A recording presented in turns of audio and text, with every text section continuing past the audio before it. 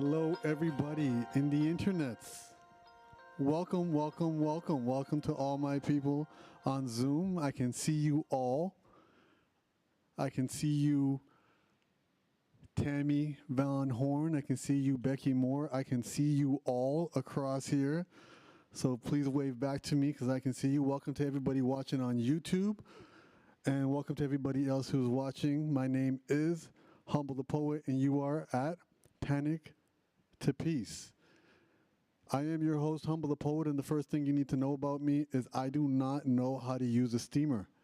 As you can see by my outfit, I am Team Iron, and my hotel had a steamer, and I don't even know what those are. So I will be wrinkly for the entire night, but that's the theme. The theme of this is we're human, we're sloppy, we're wrinkly, and that's okay. Perfectionism is not a friend to our peace. And we don't gotta be perfect. We can have wrinkly suits, and that's gonna be okay. This is Panic to Peace, and one of the ways that we're gonna have peace is accepting ourselves as we are. And I know a lot of you are Team Iron. I'm hashtag Team Iron. I'll never use a steamer again. It's just outrageous. But I want you to know what we can expect from this amazing event today. I am live from Charleston, South Carolina in Sage Studios in a beautifully air-conditioned room right now, and I am feeling fantastic, and I can see all your lovely faces. We have an amazing event today. We have an amazing guest list of people who are going to be very honest and very vulnerable about the type of anxieties they feel, what they've done to improve their relationship with anxiety. And what we're going to do is 2 hours for the free event. You know, a lot of you signed up for your free spot. You're going to get 2 hours, all the beautiful meat and potatoes of all of that. And then we're going to have a 1 hour VIP workshop. What means this is important is, and I'm sure a lot of you are already on your wellness journey, and what you realize is you can read or hear something very inspiring, and it hits us up here.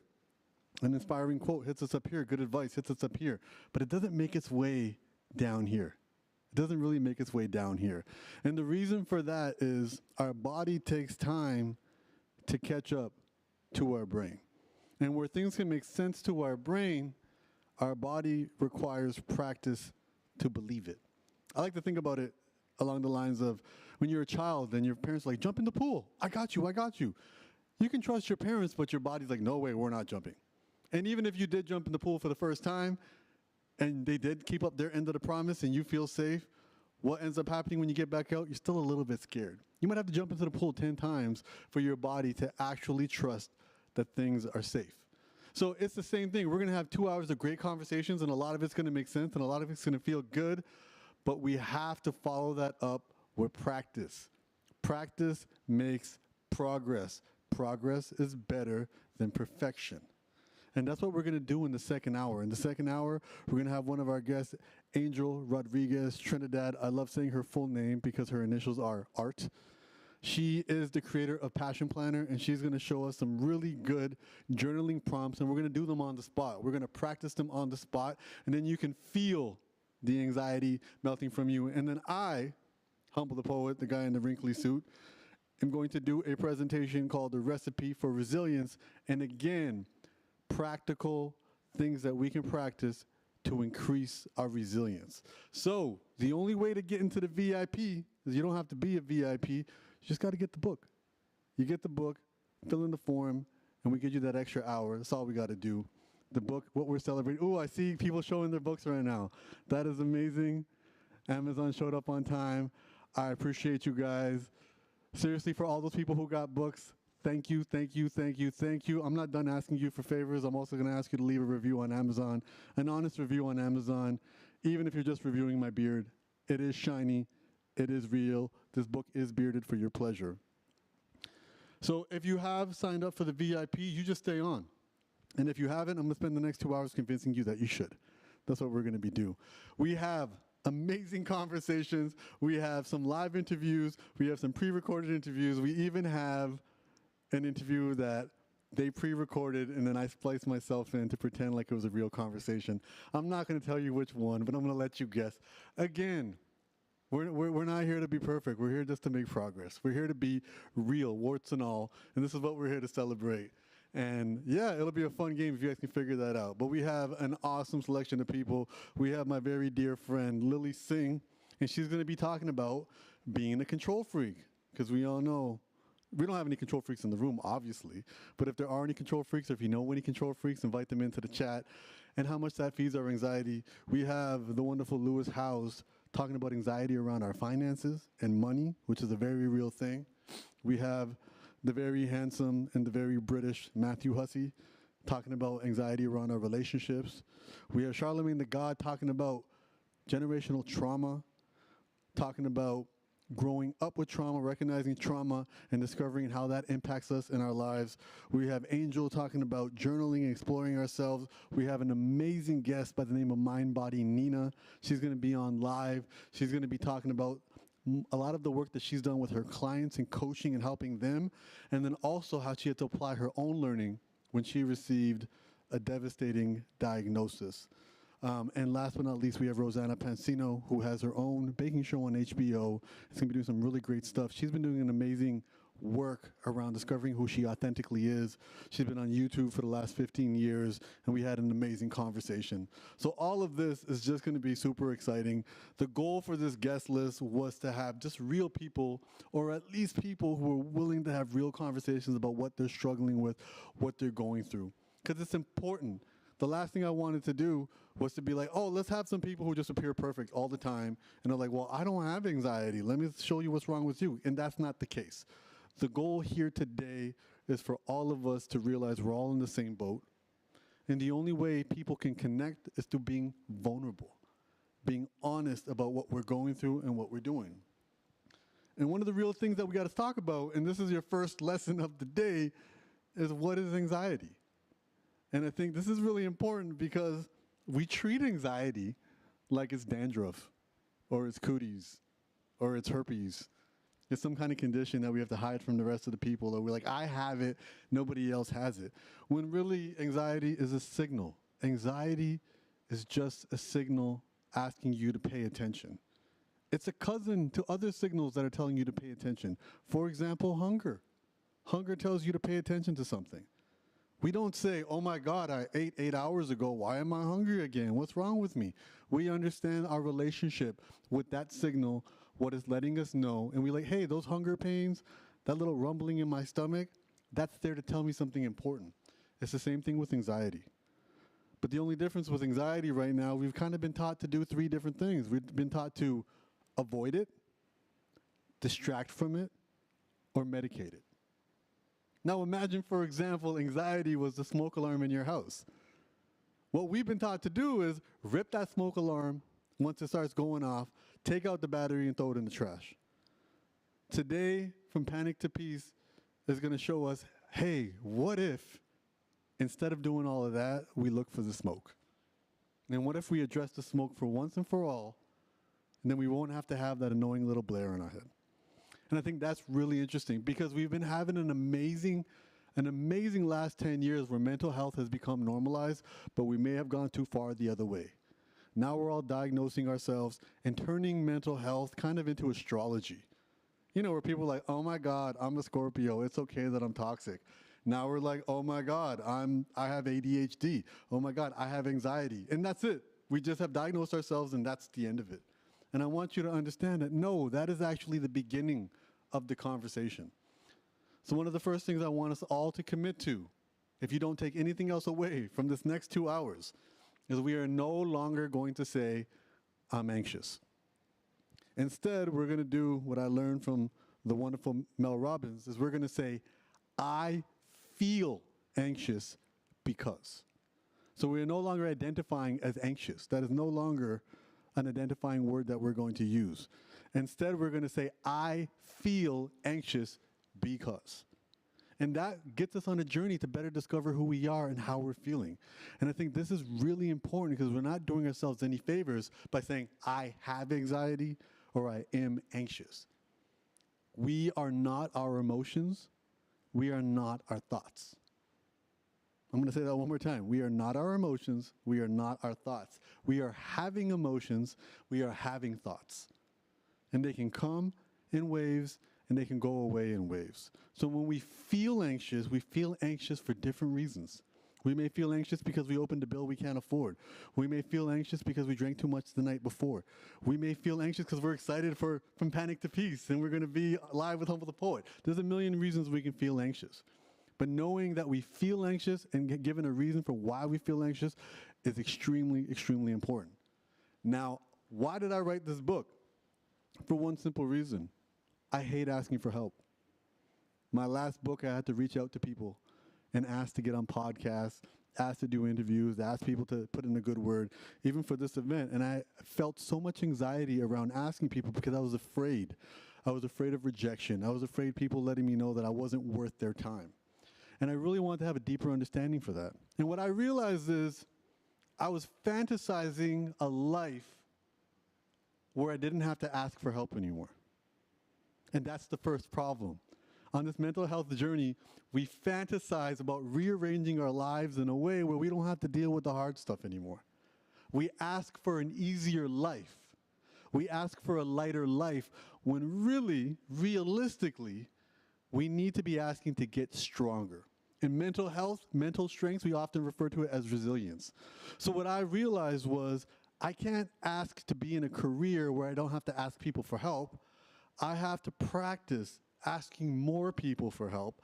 I have to voluntarily put myself in situations to feel rejection because only that way will I actually permanently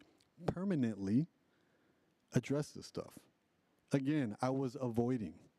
Remember the three things that we do when we have anxious feelings? We avoid, we distract, we medicate. I was just avoiding. And writing this book allowed me to have a deeper understanding of why I was feeling the things that I was feeling.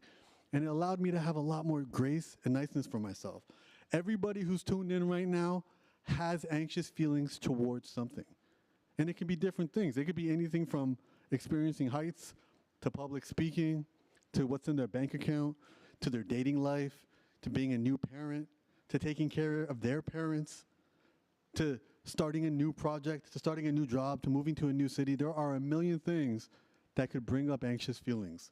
And the goal here is to better improve our relationship with our anxiety so we can focus on our resilience and we can handle this stuff once and for all.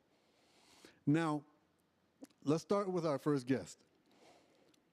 The big thing I didn't want to do here, and the thing that's really important, is I did not want to just make this very heady and make this very philosophical and be like, look, as long as you change your perspective, you'll all feel better. Because that doesn't acknowledge real life. And I think one of the biggest things that we're all dealing with in this extremely, extremely, extremely uncertain world is a lot of anxiety around our finances. You know, the money that we had yesterday may not be the money that we had tomorrow. The things that we can afford today may not be the things that we can afford next month.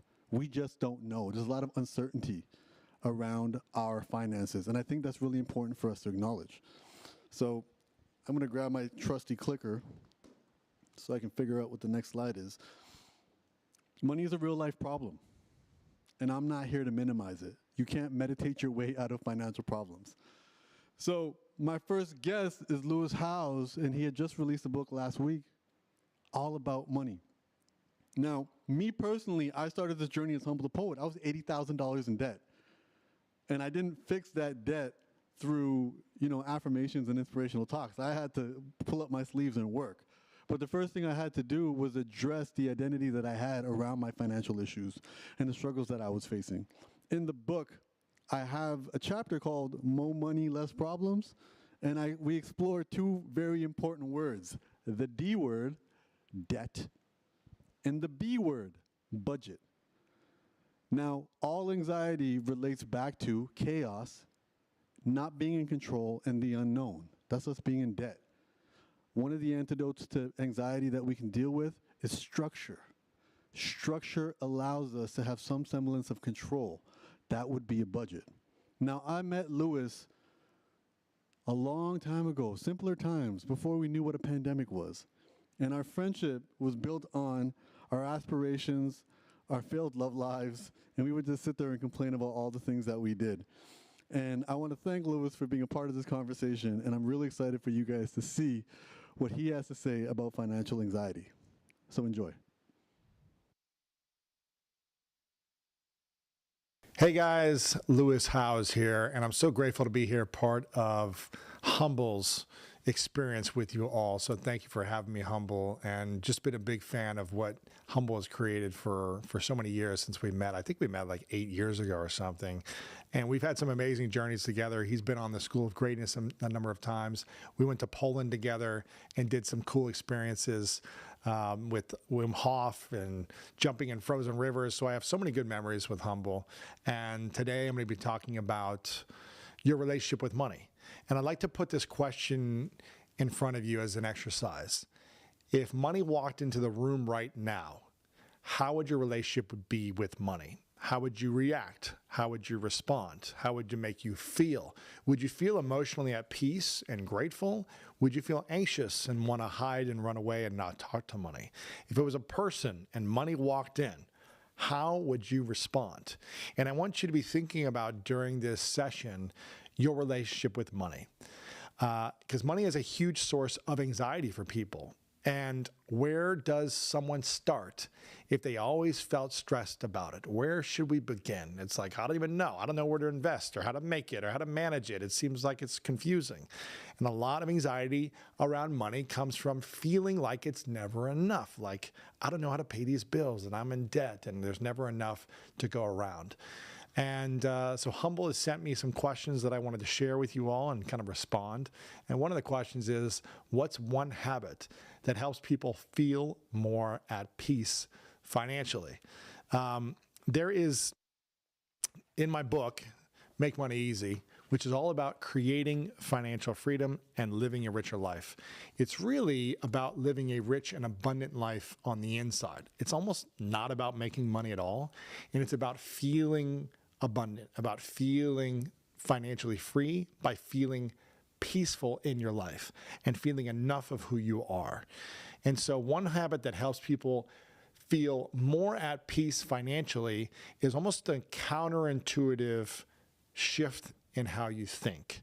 And most people think, this is how I felt early on. When I was broke on my sister's couch, I was like, when I make money, then I can help people out and give to people when I have more money. But I am broke right now. I don't have any money. And the first habit in the book, Make Money Easy, is the mindset habit. And the whole idea of this is that the key to abundance is living generously in your life.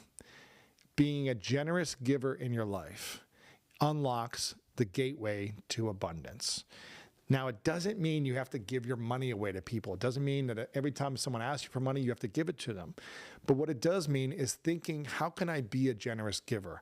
How can I be grateful for what I have? How can I be resourceful in helping other people? And again, it doesn't need to be money, but how can I be a giver, an active listener, someone who cares, someone who responds, someone who shows up for someone else? When we live in this state of giving and being generous, it is a habit that will support you in creating more financial peace because it gives you inner peace. And many of you might have heard that inner peace is the new rich, and I think that's true. It's painful to me, and I've experienced this many times in my past, where I've had money in the bank, a sense of financial security, but have felt more scarce than ever before, more stressed out than ever before, more anxious than ever before, more feeling like people are trying to take advantage of me and use me and abuse me, all these different things. And if we aren't able to feel emotionally safe in our nervous system with money conversations and with money around us, then it's not a rich life. It's not an abundant life. In the beginning of this conversation, I said, I want you to imagine your relationship with money. What does that relationship look like? If it's anxious, then we've got some things we need to start doing to reduce that anxiety to create more peace. And again, many people carry financial trauma, whether from their upbringing, past mistakes, or their fear of success. And Humble wanted me to share what's the first step to breaking free from that. The first step is understanding your money story. In the book, I talk about really getting clear and writing down the moments and the memories that created the biggest wounds and belief system around money conversations in your life or money moments in your life. I have different memories where I stole from people. I stole from stores. I stole money. People stole from me. I had to pay for friends one time when I was a kid. All these kind of memories shaped my beliefs around money and created money anxiety in my nervous system. And some of it was helping drive me to create more, but it didn't make me feel peaceful when I had it. And others made me feel like I doubted myself and my abilities to go earn more at different times. And that didn't make me feel abundant or peaceful either. And again, success often comes with burnout or pressure sometimes.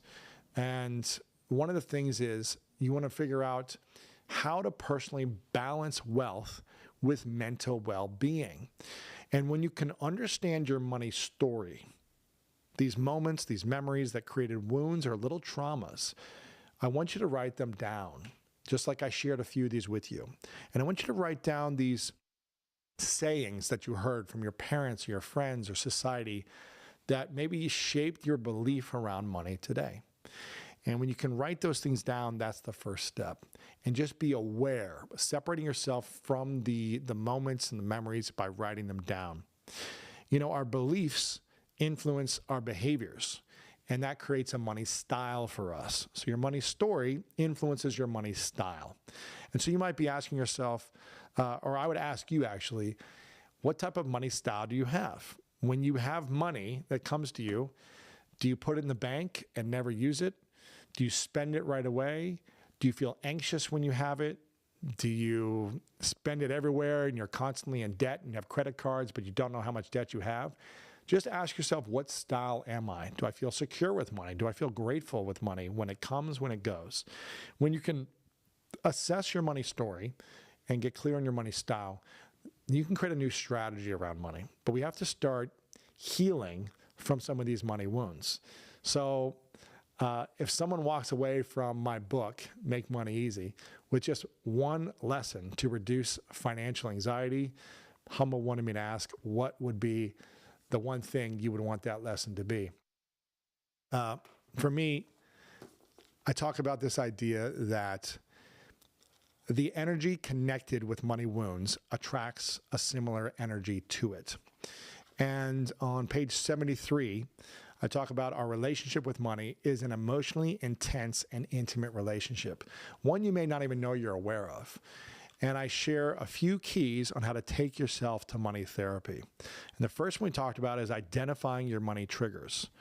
Identifying these triggers, writing them down. And I think you can really start to heal and process when you talk to a safe person. If you have a therapist, great. If you have a friend that you really trust, a mentor, a coach, whoever it might be, I think in the future, maybe there'll be money therapists out there that you could talk to, but I'm not sure if they have that out there yet. But if you could find someone to talk to in a safe space, it's going to allow you to process these things. It's going to allow you to get it out. And so it's not just stuck inside of you, so you can start to feel heard and seen. And that's a big step in allowing you to overcome the money wounds and traumas. One thing that I needed to learn how to do, which was probably the hardest thing for me to do, which was the next step, which is forgiving myself and others. When I was a kid, I felt like I was a really bad kid. I stole, I did things, I said mean things. I said mean things about myself. I tried to hurt myself in many different ways. And as an adult, I started to reflect on those memories, and I realized, man, I really did some nasty things to me and to others. I had a belief system that wasn't supporting or encouraging and creating peace. I need to forgive myself. I need to forgive others who did things to me that I was frustrated with and held on to for so long. I need to really practice this. It's one of the hardest things that I did was learning to forgive myself. An exercise that I have done multiple times, which is probably, for me, hasn't been enjoyable to do and might sound a little weird and might sound a little like, I don't know, vulnerable, is literally being quiet in the bathroom, in the mirror, and looking myself in the eyes and having a conversation with myself. It may sound a little weird or a little whatever out there, but I've looked myself in the eyes, and times where I've been heartbroken for how I've acted, for things I've said, for how I've hurt people, but really how I've said nasty things to myself. And I've had to learn how to forgive me over and over again. And it started with forgiving the old me who did things where I know now I was just trying to survive, or I was in fear, or I was hurt and I didn't know how to process those things. So now with these tools, I've learned how to forgive the past me and other people. It doesn't mean I'm, repeating these patterns or allowing someone else to repeat these patterns. We also have to create boundaries. But that has been a very healing part of money therapy for me. And you've got to take yourself to money therapy. And the next thing would be, after you forgive yourself, is really practicing overcoming these triggers, and then motivating yourself to grow. Once we've felt uncertain, we felt stuck, we felt trapped, we felt blocked from creating more peace or abundance or financial freedom or anything in life, we've got to start saying, how can I shift my beliefs and my behaviors to have daily consistent actions where I stick to my word so I have more integrity with myself and I can feel more confident in me by showing up consistently. And when we do this daily over time, we can start to believe something else is possible. And that's what we talk about, motivating yourself to grow. It's really hard to grow when you've only known one main way of thinking and behaving throughout your life. And sometimes this can be painful to shift these old kind of beliefs and behaviors. And money stress is real. I get it. We tell ourselves that making more will fix it, but as Humble puts it in his book, Unanxious, spending money to relieve the stress of not having enough is like dipping your Band-Aids in hot sauce before putting them on your cuts. And that seems kind of painful if you did that. So the truth, earning more is great. I enjoy earning more. But if we don't fix our relationship with money and our relationship with stress, the anxiety never really goes away. It only, in fact, amplifies your anxiety, because the more you make, it amplifies more of what's inside of you and the stress that you have. If you have peace inside of you, it could give you more peace. And that's where my book, Make Money Easy, comes in. Again, this is all about helping you to take control of your relationship with money. If you're looking to make money easier in your life, not make easy money, because that doesn't work, but making money easier in your life and feeling abundant, living generously so you can receive more effortlessly, that's what this book is all about. Make money easy, create financial freedom, and live a richer life. And Humble's book, Unanxious, that'll change how you handle stress and uncertainty in every part of your life. Because as a reminder, peace of mind isn't just about dollars and cents, it's about perspective. Again, my name is Lewis Howes. I'm grateful to be here. I hope you've enjoyed this. Big thanks to Humble for having me on, and I hope you have an amazing day. Thank you so much, Lewis. That was epic. I think what I really loved about Lewis's book, when I got my copy, was I thought it would be just like pragmatic. Here's how you get the dollars. Here's what you invest in. Here's what you do. But he really challenges the story that we have in our heads. A lot of the reason we can't move forward sometimes is the stories that we tell ourselves in our heads. And he has a really good example in his book about if you love animals. He's like, if you make more money, you can support more animals. You can support more pet shelters. You can do all of that. And it really was a question of figuring out who you authentically are, and then allowing that to drive your story when it comes to money. And I think that's extremely important. Now, in the book, I have a chapter called More Money, Less Problems. And then in the back, what we've done, I think for those who have their book in their hand, you may or may not seen, I have little QR codes. And in these QR codes, we have bonus chapters. And the bonus chapter here is called Buy Shit, Be Anxious. And it is around the idea of commercialism and making purchases. And one of my favorite pieces of money advice that someone gave me was, don't buy the thing that will get you the thing. So pretty much saying, if you want a fancy car, don't spend your money on the car, spend your money on the investment that will generate you the income to get you the car. And if we think about how we spend money in relation to our anxiety, we're spending money right now on medicating, avoiding, and distracting. For example, your Netflix subscription. For example, our morning coffee. What we're doing is we're investing in the thing that will temporarily soothe our anxiety, and this business is built around that. And then what ends up happening is once we feel the anxiety again, we got to buy more. So I love this idea of buy the thing that will get you the thing. So what we're really paying for is we want to feel better. We want to soothe ourselves from anxious feelings. And the best way to do that is to feel our feelings. So I'm going to put a radical idea out there. Investing in this book, which is about the same price as one cocktail in New York City, where I live, will get you the thing that will get you the thing. This is, as my friend put it, 50 different therapy sessions in one book. So invest in the thing that will get you the thing. Invest in this, and then you'll end up not having to spend money on other things that you think you need to soothe yourself.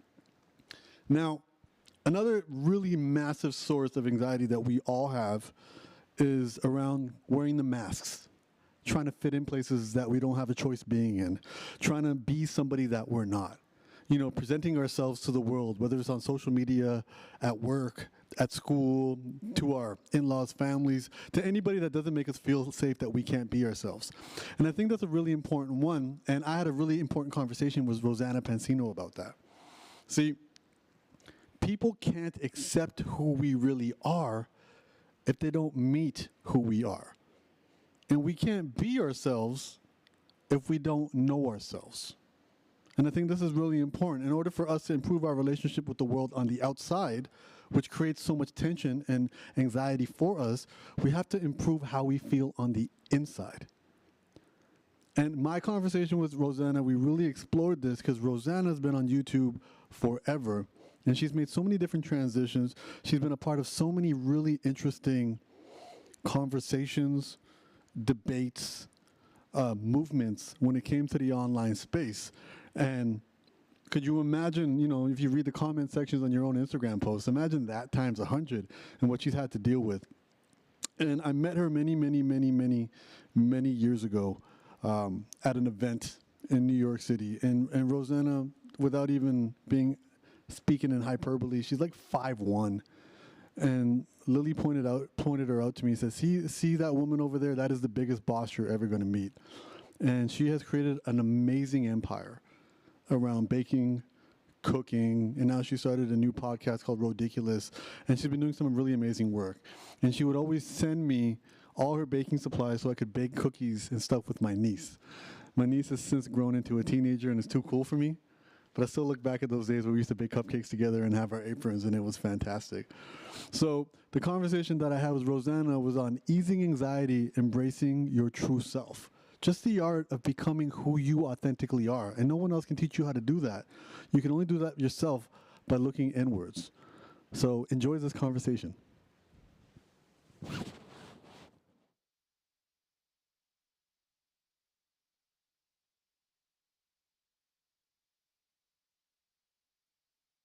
What I see So just for nowadays, this context, is more for content back in creators the golden online, age of TV but when it there was could be Game of applied for other Thrones, things. and But I was I staying with what I Lily. see nowadays is people will jump on YouTube and start creating content and they're so obsessed with the views. They just views. They obsess about it. It's all they want. Algorithm, views. Views equals my success. And that mindset comes from, when they start on YouTube, that's the only thing they have going on in their lives. Their main business and only business and focus is their YouTube channel or their streaming channel. And so it's all about views and it's very narrow minded. But once you get to a place, like I was saying, to diversify, to like plant different trees, plant different plants, like maybe you become an author and start writing books on the side. And so then you have a venture over here in the literary world where you have a whole business of publishing. Maybe you start writing TV shows on the side and you're selling TV shows on the side. Maybe you invest into products and companies and philanthropy, organizations that are doing things that you really love.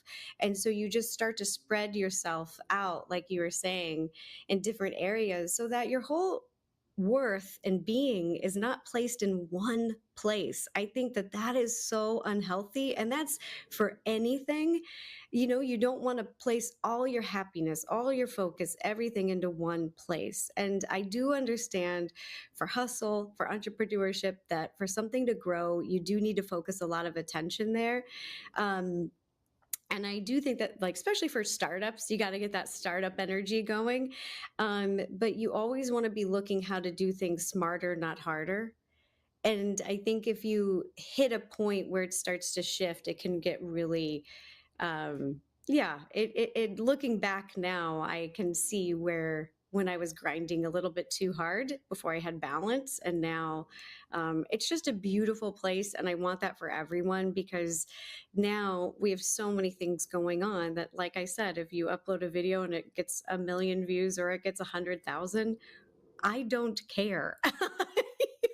I'm I see it as like, okay, let's play with some things, let's tinker some things, but there's so many other things going that there is no stress, there is no anxiety. It's just almost fun, which is how it felt in the beginning. What I've also realized, even with friends of mine who, I have friends who are doctors, who are lawyers, who are like high earners, but they may not be doing something that lights their fire. You start to realize, like, oh, now all that money you're making is going to be used to medicate the fact that you're on a path that you don't enjoy.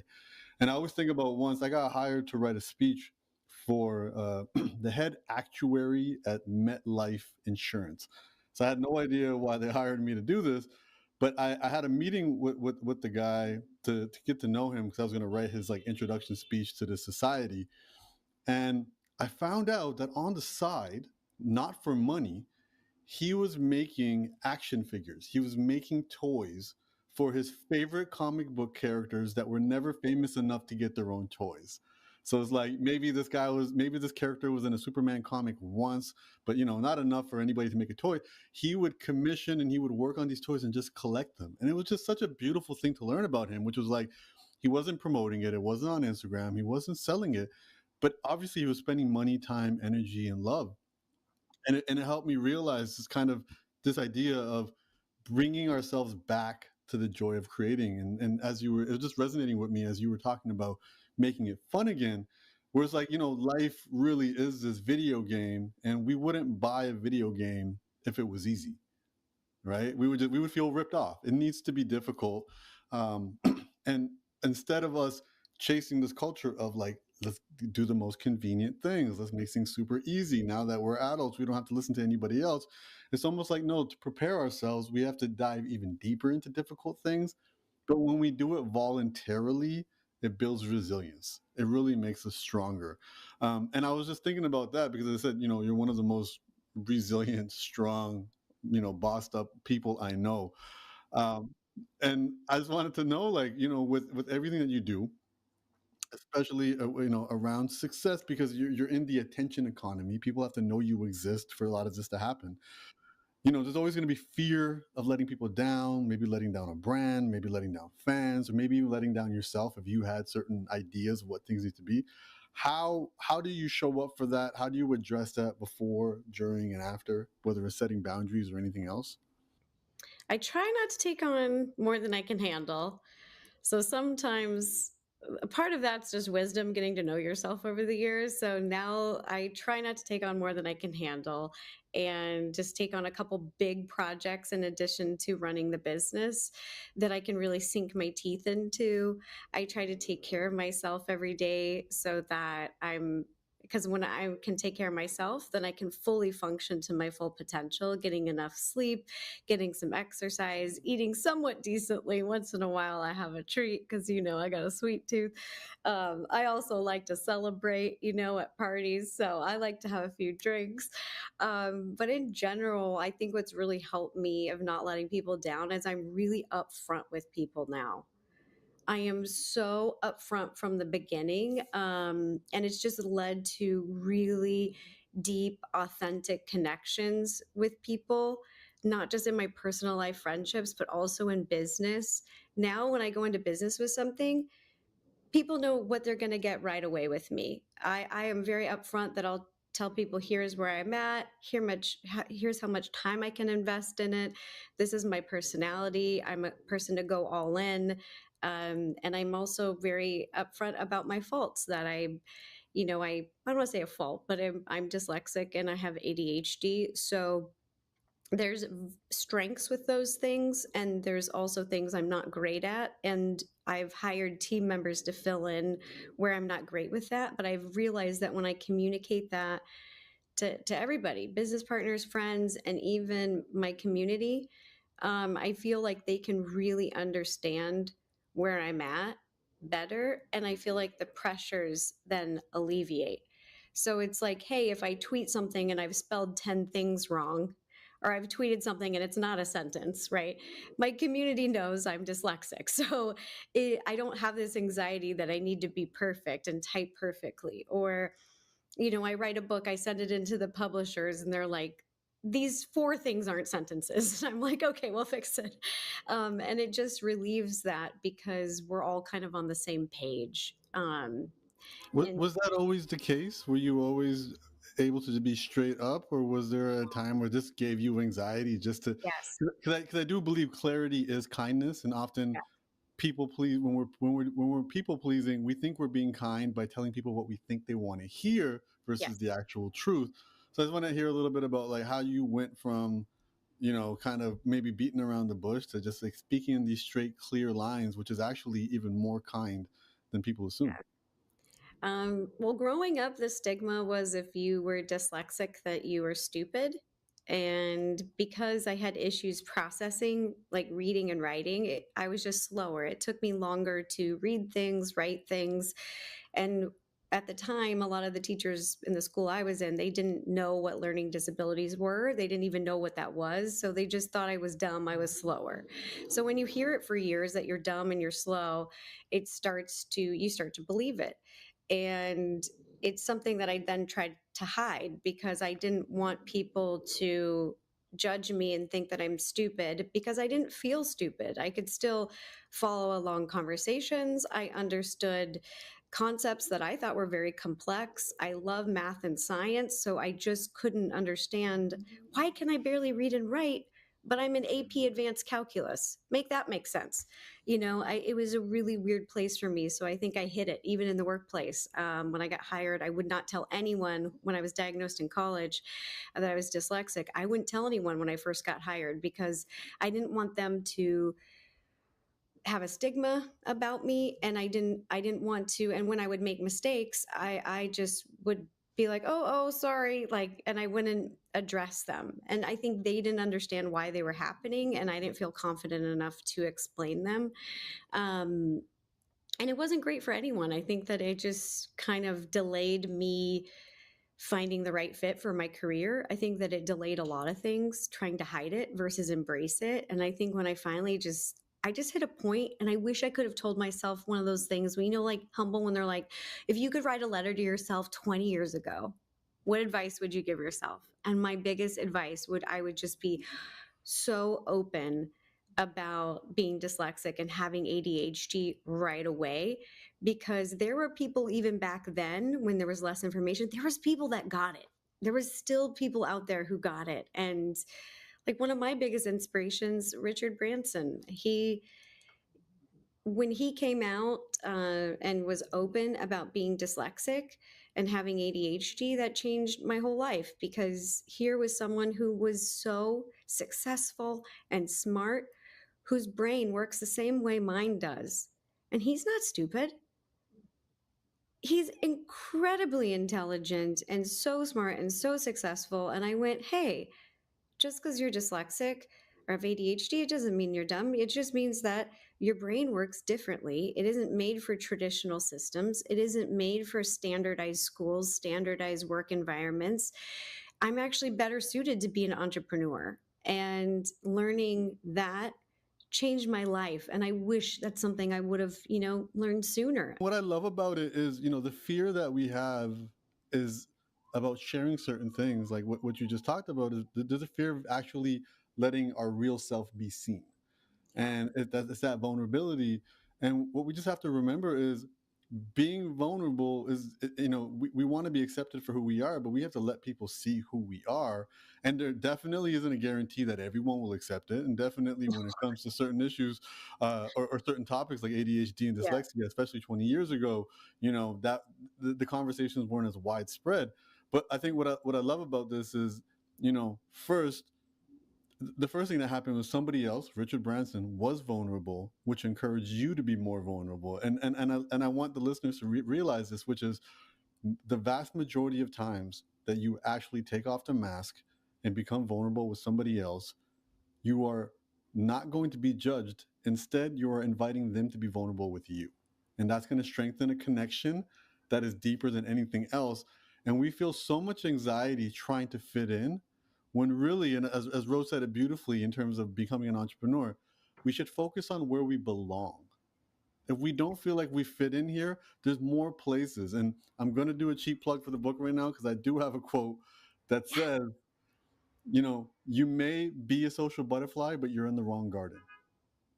And I really think when people think about Oh, the I love tension it. that they feel, yeah, the tension that we feel because we don't feel like we fit in, maybe you're just in the wrong garden. And as you share who you are and figure out who you are, because you got to know yourself to share yourself, you'll start to find where you authentically belong, who accepts you as you are. And then those connections are going to be worth way more than just a bunch of people liking you. And as you even said, simple things like, and I think this is really important for resilience and courage, support matters. Okay. You Mm, need support. Okay. mm, Whether it's Mike in the back doing tech support, yes. whether it's an editor for a book, we need support. And there is so much courage and so much anxiety melts when we ask for help. And again, it's an opportunity to be vulnerable and build a deeper connection. Um, just in terms of closing, in terms of, moving forward, there's no way that with all the things that you got going on, you're not going to hit stressful moments. You're not going to get drained. You're not going to be uninspired. For other people who are listening right now, trying their best in this, fantastic Mhm. dumpster fire of a world that we live in, what is something that you could suggest for them when their battery is just completely depleted and they just need some great words or something to remember? Wow. Okay. Humble, you're so good at speaking and writing. I love Oh, it. thank You you. really are like a poet. I could listen to you talk and your advice all day. I was thinking a lot about this because we were just talking about like being drained. And I think one of the biggest things for me, as I've learned over the years, is like who you keep closest in your life really affects you. So you want friends that are fun, that support you, they make you feel good, they gas you up when you need it, when you're feeling down. And that makes all the difference because when you have that support system and you're curious, you're trying new ventures in whatever area you're going into, when you have a great group of people around you that love and support, it feels like you can take on anything. And even when moments get a little stressful or whatever, you have a support system, a community there to talk it through, to just be there for you. And I also think what's helped me is taking a step back. Sometimes I like to just take a step back, not physically, just mentally. I'll take the weekend and I'll say, you know what? I'm going to look at everything going on if I feel really stressed. Take a step back, look at the system as a whole. What in the system is stressing me out the most and why? And when you do take that time to just take the step back and identify the system you've created and what things in the system are not working for you, they're not serving you, they are not something you want to maintain, they don't bring happiness, and all it does is create stress and it's just not worth it, then you're able to make decisions and maybe cut that out. Maybe switch directions there. So I think that those are the two things that have like really helped me with feeling drained and burnout is finding good people, finding your people, and being able to step back when you're in that grind and you're feeling, like really stressed, taking just a moment and going, is there anything that I'm doing in my system, in my routine that is nonsense? That is just, I am foolish. Is there anything going on that I am just foolish? Why am I doing this? Yeah. Like, and usually the answer is yes.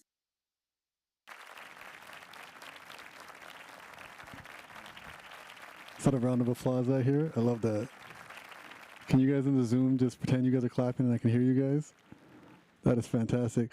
Thank you, Rolanda, so much. I think one of the big ideas that I want to remind everybody from that is burnout isn't just working too hard, and you can't fix that by going on a 2-week vacation on a beach. Burnout is usually a sign that you're not doing enough of the work that matters to you. and nobody gets to tell you what's important to you. You have to do it yourself. I'm supposed to have about 2 minutes to do a long intro to my next guest because we're doing it live. Because we're doing it live, I just want to get him on as soon as possible. And instead of, going ahead and reading a very formal bio, I'll just tell you how wonderful he is. This is my friend Matthew Hussey. I met him through Lewis in Poland when we went to do Wim Hof and sit in the ice. And Matthew was the first one to raise his hand and ask if, what would this do to our extremities? But he says everything in his lovely, lovely British accent. He has a lovely, lovely accent. He has a lovely, lovely symmetrical face. I just love speaking to this man. He's so kind. He is so wonderful. I actually have a chapter in the book about procrastination, which is all about procrastinating buying my ticket to go to his wedding in Italy. And as I said, just writing this book was such an amazing journey of trying to be vulnerable. And when you write a book, you're like, oh, should I be saying this stuff? Should I be sharing this stuff? And you're like, no, we'll sort that out later. And then you forget you wrote it, and the next thing you know, it's already printed in the book. So, without further ado, I want to bring Matthew on here and have our live discussion. So, ladies and gentlemen, please, he won't be able to see you, but I can see you. A giant round of applause for Matthew Hussey. What's up, Humble? How you doing? I am looking at you. I can see you. Can you see me? We're good? I can see you. You're quite small for me, but I can see you. Okay. Oh, am I like, okay. I see the camera's following me. Okay. How you doing, man? Thank you so much for being a part of this. It's great to be here, man. I'm proud of you. This looks amazing. Oh, this feels amazing, and it's so amazing knowing that I have great friends like you being a part of this. I don't think I ever got to tell you this, but the last time I was on your podcast, you didn't take it easy on me.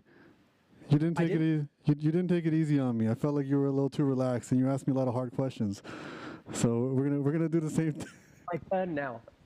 Yeah, I've noticed that with some of my podcast friends. I think when you think that when you get on their shows, they're going to be really nice to you, but then they're also just tired of like having to like bite their tongue. So they're like, all right, it's one of my buddies. I can just say whatever I want. And I remember it being a lot more challenging than I was expecting. So we're going to start with the easy questions. And, let's take it from there. We're going to be talking about anxiety in our relationships and, with a focus on the romantic relationships. And as somebody who has a horrible track record, and you are somebody who has found your person, sealed the deal, had one of the most amazing weddings that you had me to be a part of. Thank you so much in Italy. Our guests would love to hear your insights a lot more than mine.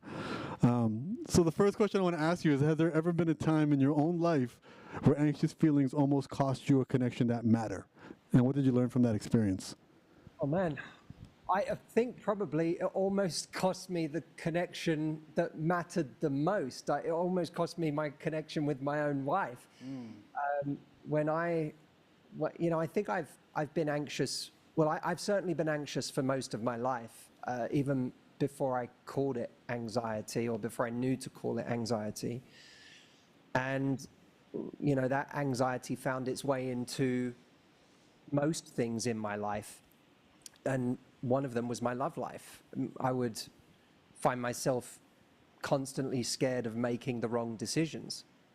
And so for my entire love life, I think the story of my dating life was going from one relationship to another and my anxiety taking over and making me constantly question whether it was the right relationship and feeling scared that I was going to hurt someone else, that I was going to get hurt, and that I was ultimately going to end up with the wrong person. And, I think the way I managed that anxiety was to make sure that no relationship ever lasted longer than 18 months. So when I met my wife, Audrey, that anxiety didn't magically go away. It just showed up in new forms. We were long distance. She was in London. I was in LA. And it scared me to be in a long distance relationship. And my anxiety went there and said, oh, I'm not sure about this. And, I then started to find ways to kind of sabotage it and make life difficult for myself and her. And eventually she felt my anxiety to the point where she had had enough of it. And she could feel that I was kind of like 1 foot in, 1 foot out, not sure what I was doing. And one day she said to me something I'll never forget. She said, listen, if we go down this road and we have a relationship and in 6 months you decide you don't want me anymore, I'm not right for you, that's okay. You're allowed to do that. Also, I might end up doing that. So neither of us know what's going to happen here. But what I can't allow is for you to constantly be half-assing it. So if in 6 months you decide this isn't right for you, that's okay. What's not okay is you not giving it a fair try. So either let's give this a try and see what it can actually be and go all in for a few months, or let's call it quits right now. Either way, that's totally fine, but it has to be one of those two things. And it was really special because it was a very clever thing she did, because it lowered the stakes for me to be able to just go all in and feel like I was allowed to do that and I was allowed to change my mind.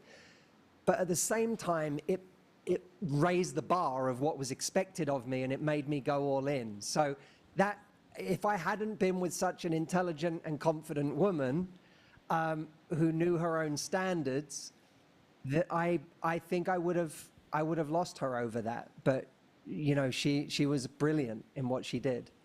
That's such a beautiful thing to hear, because I think it's also like that's the conversation we should be having with ourselves.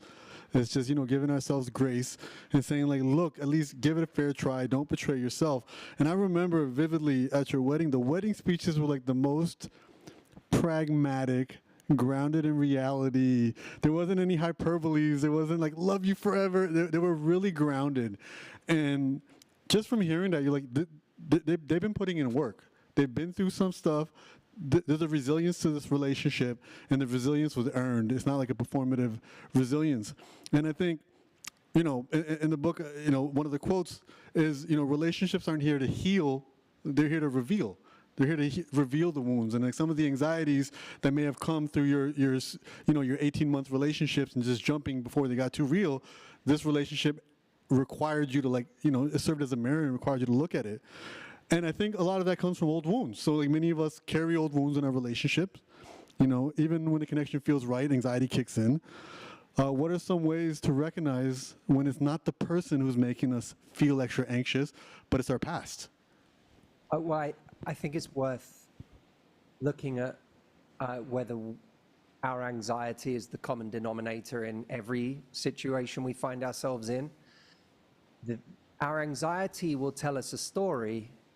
You know, an example story might be, there's something about this particular person that I feel could be just a bit different.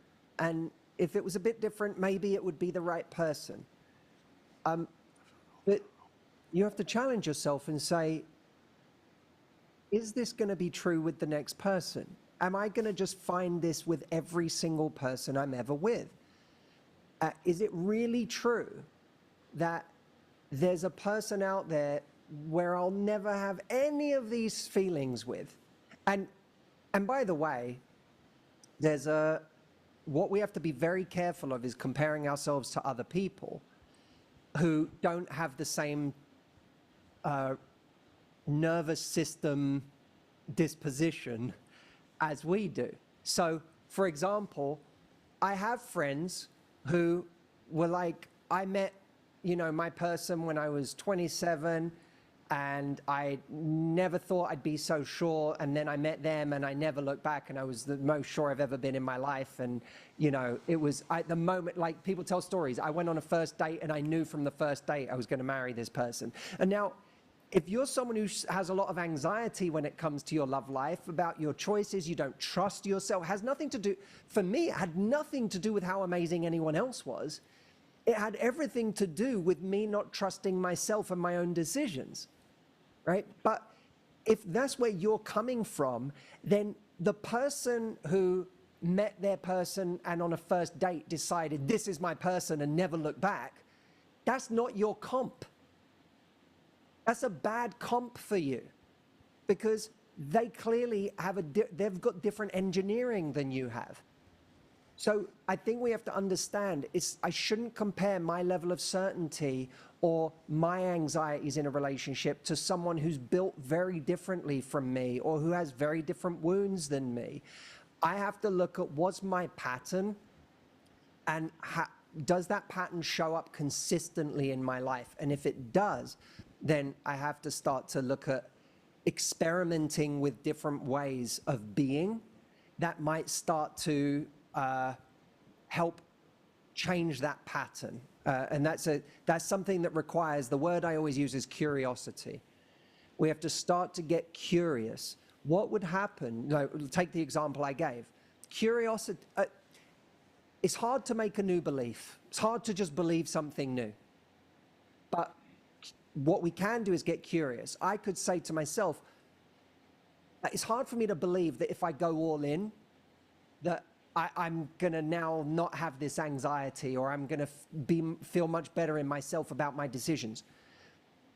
But what if I just got curious? What if I was curious about what would happen if I just went all in? Let me see.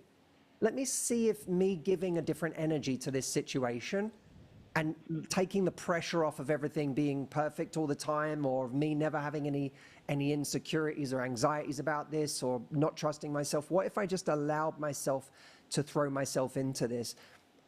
What would happen? I've never really done it before. Let's just see. And I'll tell you right now, what will happen is something new.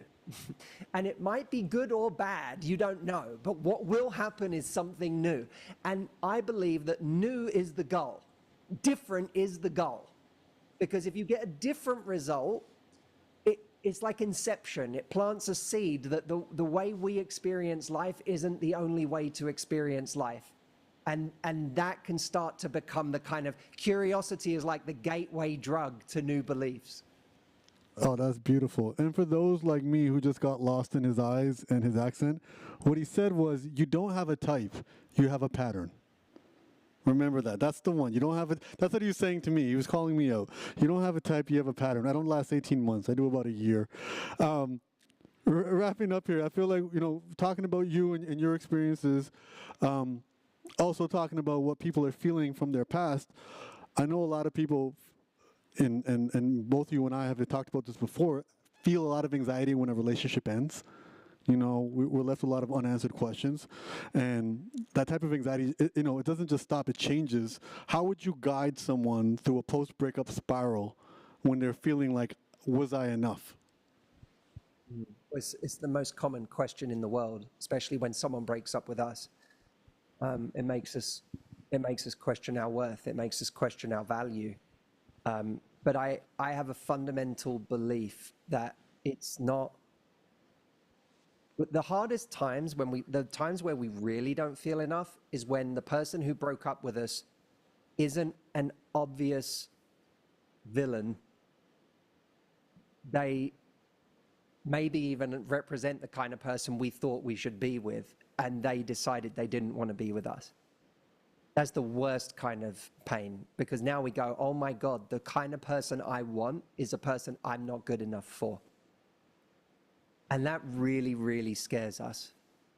But I have a fundamental belief that I believe everyone should take on for themselves, which is that there is such a thing as awesome person, wrong person. You don't have to convince yourself that someone was awful and a villain and didn't deserve me anyway in order to get over them. You can remind yourself that there is such a thing as awesome person, wrong person. The right person for you is the person who truly sees you, who really accepts you, who sees you more deeply than other people perhaps, and signs up for the ride with you. That is by definition the right person. I've missed out on some really awesome wrong people in my life. They weren't my person. You know, my wife now, she's my person. And when you meet your person, it makes a mockery of all those times where you thought you weren't enough because an awesome person didn't choose you. That is beautiful. I'm gonna go text some people at the end of this conversation. But Matthew, you are so generous with your time. Thank you so much for being a part of this. Thank you for being on here live. Everybody has been kind enough to be a part of this, and you doing this live, it means the world. It's so great to see you. I hope to see you soon. I hope to be in LA soon, and we will connect. But thank you for everything. Thank you for those insights, and again, just thank you for all that wonderful, the wonderful insights and wonderful time. I'm just thinking about some of the stuff you said. I'm like, man, I need to either speak to Matthew more or avoid him because that was a little too real. No, we have to speak. I miss you, brother. I can't wait to hang out, and congratulations on the book, man. I'm so excited for you. Thank you. Appreciate you deeply. Everybody, one more round of applause for Matthew.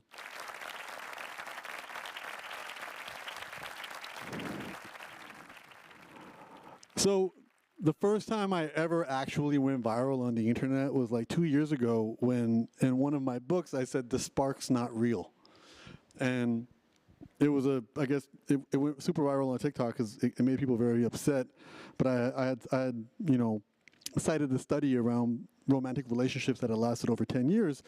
And it was also like the spark can actually in itself be anxiety. So I have 2 chapters in the book around our love lives. The first one is anxiety can warp our love lives. And then there's a bonus chapter in the book. So in order to save trees, and I write a lot, there's about 5 or 6 QR codes inside the book. And I saw somebody say they don't know what to do with the QR code. All you got to do is you got to scan with your camera. You see a little yellow button. You press it, and then more chapters will be sent your way, just into your phone. And that way we get to save some trees, and I got to be a little bit more spicy in those bonus chapters.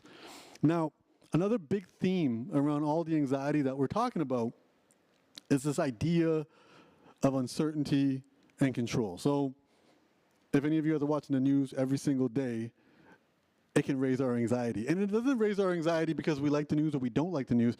It's because the level of change that keeps happening makes things seem uncertain. We just don't know what's going to happen. We want a level of surety. And when we don't have that level of surety, things get overwhelming. So what we try to do is we try to control things, right? We are control freaks. We want to control the outcomes. We want to control how things are. We also do things like procrastinate. Procrastinating is a form of control.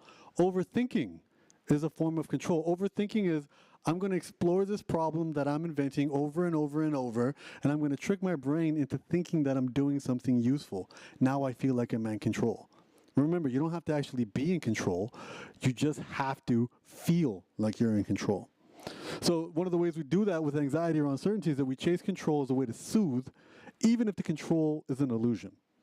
In the book, the analogy I use is we're trying to spin as many plates as possible. And when we relate our anxiety back to our identities, what ends up happening is we say, if I can't spin all the plates, if one plate falls, if I'm not in complete control, I must be a failure. Remember, having anxious feelings does not mean you're a failure. Having anxious feelings means you are a human being and you're reacting to a world that is designed to make us extra anxious. It's not your fault. And you cannot control everything, and you don't have to control everything. Now, I got this far by being a control freak and a workaholic, and I learned that through my friend Lily Singh, who's one of the hardest workers I've ever met.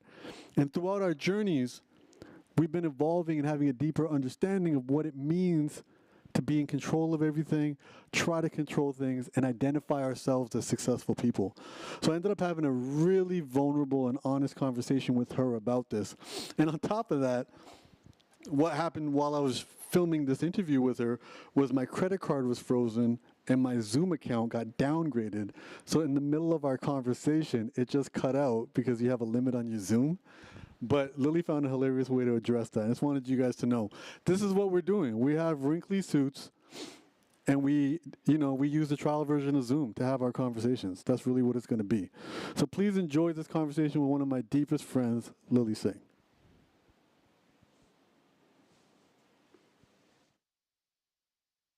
So just for context, back in the golden age of TV when there was Game of Thrones, and I was staying with Lily. We would throw viewing parties, and Lily's her passion in life is throwing events and charcuterie boards and table settings and all these things that a guy of my limited capacity wasn't even aware people cared about. And so we would throw these events, and Lily loves doing all of it herself. She loves cooking all the food, setting up all the tables, setting up. I think we tried to do a projector once. Just literally everything. So there was no phoning it in, and there was no outsourcing, other than me having to do stuff as well. But there was definitely moments where I said, "Can't we just order pizza?" Or, you have money. Can't we just get And you're being very kind because you're leaving out one major detail, and I don't know if it's because you're being kind or you genuinely don't remember it. I wanted to decorate the house like a castle. Oh So yeah, I block that bought this trauma out. large, yeah. So I bought this large wallpaper that I wanted to tape to the walls, and I vividly remember Humble looking at me, being like, "It's been 2 hours of us cutting this wallpaper and taping it to the wall," and I was like, "Well, it's got to be a castle." Yeah, and it's just but I think what I realized about that, the inspirational part for me was like, oh, she takes everything seriously. She does everything, and I noticed that with a lot of high achievers is you guys don't look for the most efficient way to do stuff. You just decide something needs to be done, and you guys just do it the way a guy like me will sit there, spend 3 days meditating on the easiest way to do it, and you guys have just gotten 7,000 things done. So I realized that was it. Was like, whether it's your work, whether it's your passion projects, whether it's your commitment to helping other people, or whether it's throwing a party that's gonna last exactly 1 hour. You're willing to do all of it, and you want it done exactly the way you envision it in your head. And some people, not me, would refer to those as control freaks. Not me. Some people would. I would refer to it as a control freak. So And that's kind of what I was talking about in the lens of anxiety. Like, a lot of people wear that control freak like a badge of honor, being hyper organized, handling everything ourselves, being on top of things. And at some point, that really feeds our anxiety, the anxious feelings that we have. When did that shift happen for you? And if the answer is right now, feel free to admit that. But you mean the shift of me realizing that's me being a control freak, or and that's a need for control? the need for control, and how that might not be as helpful as you Right. originally thought. Well, let me give some context of first saying that life has brought me to a crossroads at the end of last year, 2024, that I started off my year, and I've been very open and honest about this. I started off my year doing the deepest reflections, journaling work I've ever done. At not a surface level, like a very deep reckoning happened in my life at the top of this year. So much so that one of my goals is to not be performatively vulnerable, but truly. So I actually made sure I had all my journaling stuff in front of me, because this is actually something I've really worked on. So for most of my life, and you kind of touched on this, if you were to say, "Oh, Lily, you're a control freak," or "You have a need for control," or like, "Why do you feel compelled to decorate your house like a castle? Why do you feel like you have to do this yourself?" I think I would have described that as just my personality. I would have been like, "I'm a hard worker. I have a vision. I'm passionate about things. That's my personality. It's one of my quirks."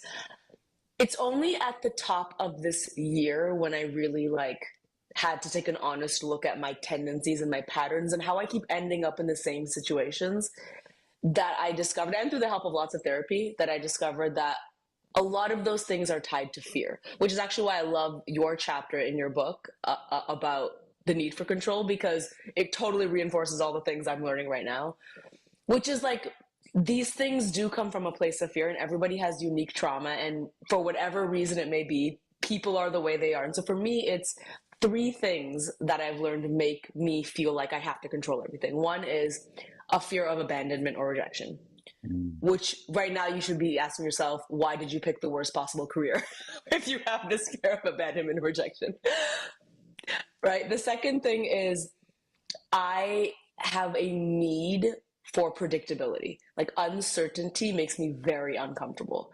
Whether it's a small thing, whether it's a big thing, my brain really likes black, white, yes, no, right, wrong, and anything that's the gray area my body actually has like a visceral reaction to something that's uncertain. And the last thing is, and I think a lot of, especially kids of immigrants or like a large range of people can probably relate to, but I've always tied my achievements to my identity.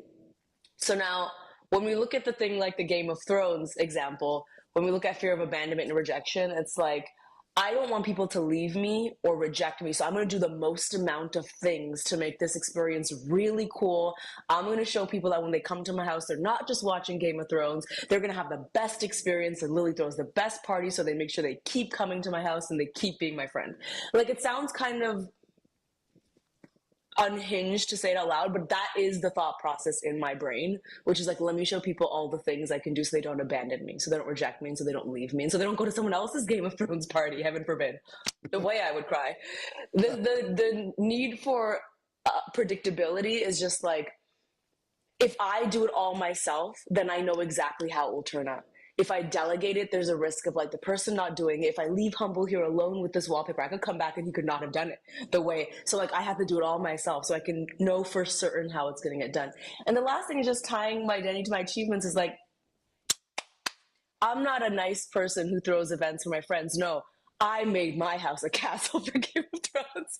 You know what I mean? And this is like a really kind of silly example, but it kind of, those things seep into every part of my life. And I've really tried to work on them because I don't, listen, I'm not naive into thinking that I'm going to suddenly become a person that doesn't need any control, but at the very least, what I would like to get better at is picking and choosing the things that I can behave like that with. I think there's some things in my life, like an upcoming film, repairing an important relationship in my life, where I'm like, okay, you want to like put 1,000% energy, you need a little bit of predictability there, you need a little bit of certainty, sure. But I can't be treating everything like that. Yeah. Was that a rambling answer? Sorry, but that's kind of all the things I've been working on.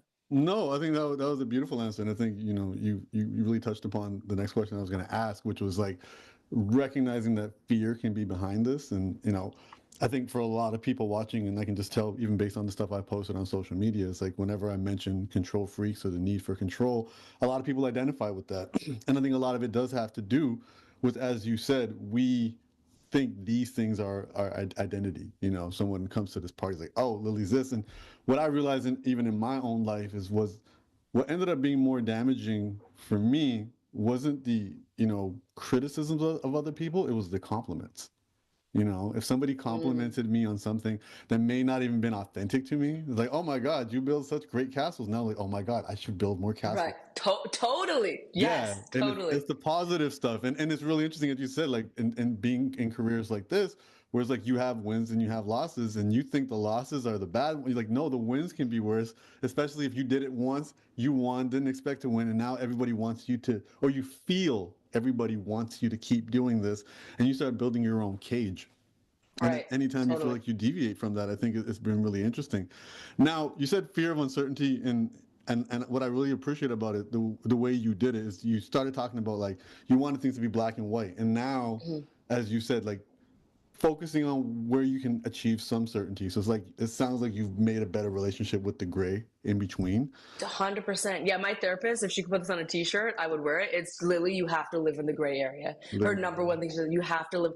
So flexibility in terms of thinking has been a really big goal of mine. And I've actually so proud of myself. I've made major strides just to be flexible and let go of control sometimes, or understand that not everything has to fit into one of two boxes. No. Like there's actually a ton of other options, and just flexibility. Actually, on my vision board is this brain that is made of rubber to be like flexible thinking. And so I've made major strides. And I didn't write no book on being unanxious, but I can share some of the things I've kind of done. But it's again, really much so aligned with the chapter that you wrote on this. No, definitely. I want to hear some of the things that you've done. Well, one of the things is, so I'm going to use my psych degree that I got way back when for 1 whole minute, and it's going to totally make up for how much it cost. So I've been really into part theory recently. I don't know if you're familiar, but I'll kind of give like a brief summary. It's basically honoring what your inner voices are, right? Like our inner manager, our inner dictator, our inner, critic, or all these voices, like the different parts of yourself. And it's interesting when you say that it has to do with fear, because I think when people hear that something comes from fear, they automatically repel it. But what I've been really trying to honor is like, I have a bunch of voices in my head that like say things to me, and they're not my enemy. They actually each serve a purpose at different times in my life. And the power and the goal is to tap them in and out when it's appropriate. Right. So shockingly enough, my inner dictator, the one that's like control, control, control, I've named her Paramjeet. Now you take that how you will. But her name is Paramjeet. And she's the one that will convince me like, it has to be this way or this way. It has to be perfect. You need to control this.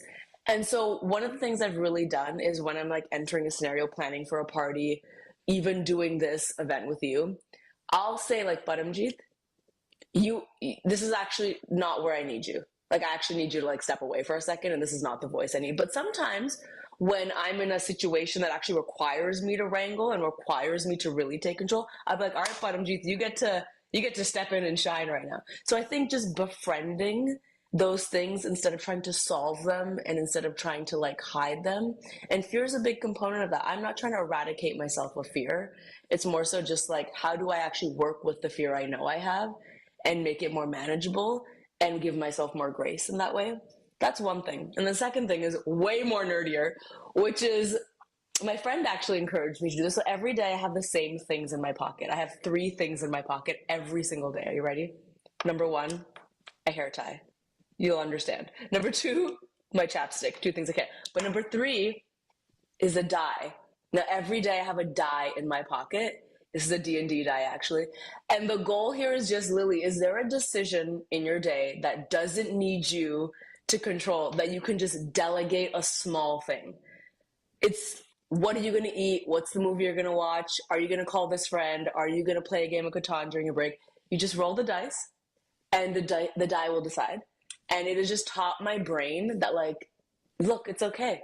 It's okay if you don't control every decision, and it's okay to be a bit flexible. These are the nerdy things, but I take it very seriously. This is why I love your book. Everything, I'm taking it very seriously. Everything you've written about. No, I love that. I love because when you first pulled out the die, I was thinking, Inception, where it's like a totem. Is this reality? But I love that idea, and I mean, knowing you for a long time, you rolling a die on any decision, I know. that's amazing. That's. I know. Thank you so much, Lily. That was one of my favorite conversations. So at the end, she talks about holding a die. And so what I started carrying in my pocket is actually the serviette. And the serviette relates to Lily. It's just a serviette. It just says Bell Media on it. I went to a network party. I actually went to this network party with Lily. And the interesting thing was this is like full of TV execs.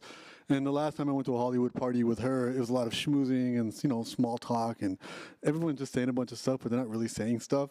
And this time we walked in, and she was on a mission. And she walked up to the president of the whole network, and she goes, "Hey, these are such nice serviettes, really high quality. It lets me know that you can give me more money for my TV show."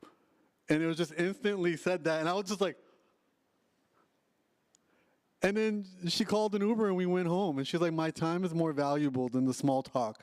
And I told you, I started writing this book because I was afraid to ask people for help. So now I always think about this overpriced serviette as like, you don't have time to small talk people, to massage people's egos. Just make the ask. Either they're going to do it or they're not going to do it. So this is my die, and I carry it until it becomes too gross and I'll have to find another one. But thank you so much, Lily. The thing is, we all want control, and I get it. And there's got to be a healthier alternative to control, and that is going to be structure. And before I talk about structure, I want to do my shameless plug for the book this time. Because what I realized is, I, like many of you, especially you that I can see in the Zoom and read in the chat, we may get the book, we may look through the book, and then we put the book down and never read it, or you take a picture with it, on your lap in the beach, or you take a picture with it with a nice cup of coffee, because it's shelfie culture.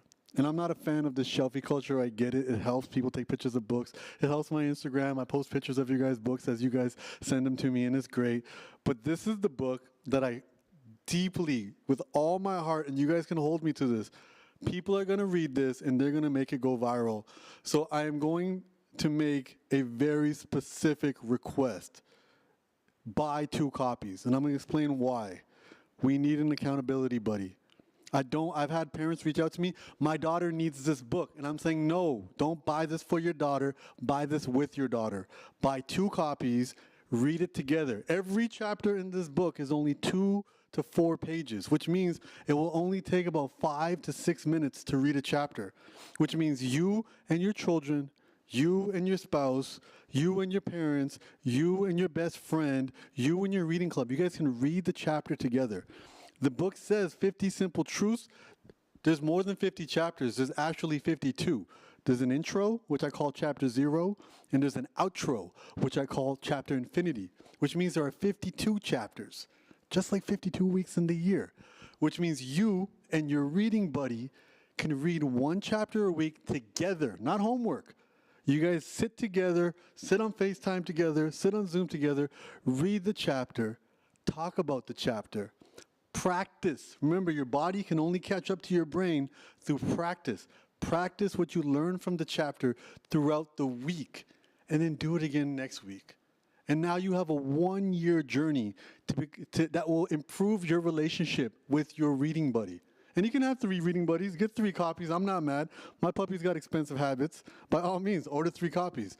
But instead of buying this book and putting it down after you take a selfie with it, if you get 2 copies, share it with somebody that you care about.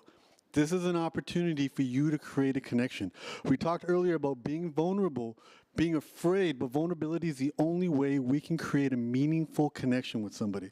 So there should be a QR code somewhere down here. You can scan that and get yourself a copy. For all of you wonderful people who already have a copy, you shouldn't be doing this alone. Community is the antidote to anxiety. We live in a hyper-individualistic society that tells us to be by ourselves, do everything by ourselves. No, anxiety is not a you problem. It's not a me problem. It's an us problem that requires an us solution. So get 2 copies, share it with somebody you care about. This book is written at a grade 6 level. There's no big words in this book. Trust me. I edited, and my editor is in the back room right now. She knows how many edits I redid for this book to make it as simple as possible. This is at a grade 6 level. If you have children 10 and above, they can read this book with you. Giving them their own copy so they can highlight, they can dog ear, they can rip out pages. I just read the Rick Rubin book. I tore out pages and put them in frames and hung them on my wall. Let's not be precious about books, okay? These are here for us to learn, okay? Get a friend, create a community, and grow together. In the bonus section, which now that you bought 2 copies, you get to be a part of the VIP section, I'm going to be talking about a very vulnerable experience I had with a friend where he said we were going to a spa, and he mixed up the word spa and sauna, and it was an all-nude sauna in Germany. And I'm going to talk about the anxiety I had to face being in an all-nude sauna in Germany. And it's going to be part of my presentation in the VIP section. Now, the reason I'm trying to give this structure is to make sure that we actually read it, because I don't just need people to get it, I need people to read it. Structure is the antidote for us being control freaks. So think about it this way. Structure is like having a roadmap. Control is like trying to change the shape of the roads, okay? This book is full of ways that we can create structure, boundaries, habits, daily practices, daily ideas, things that we can actually physically do. You cannot think your way out of anxiety. You can only act your way out of it.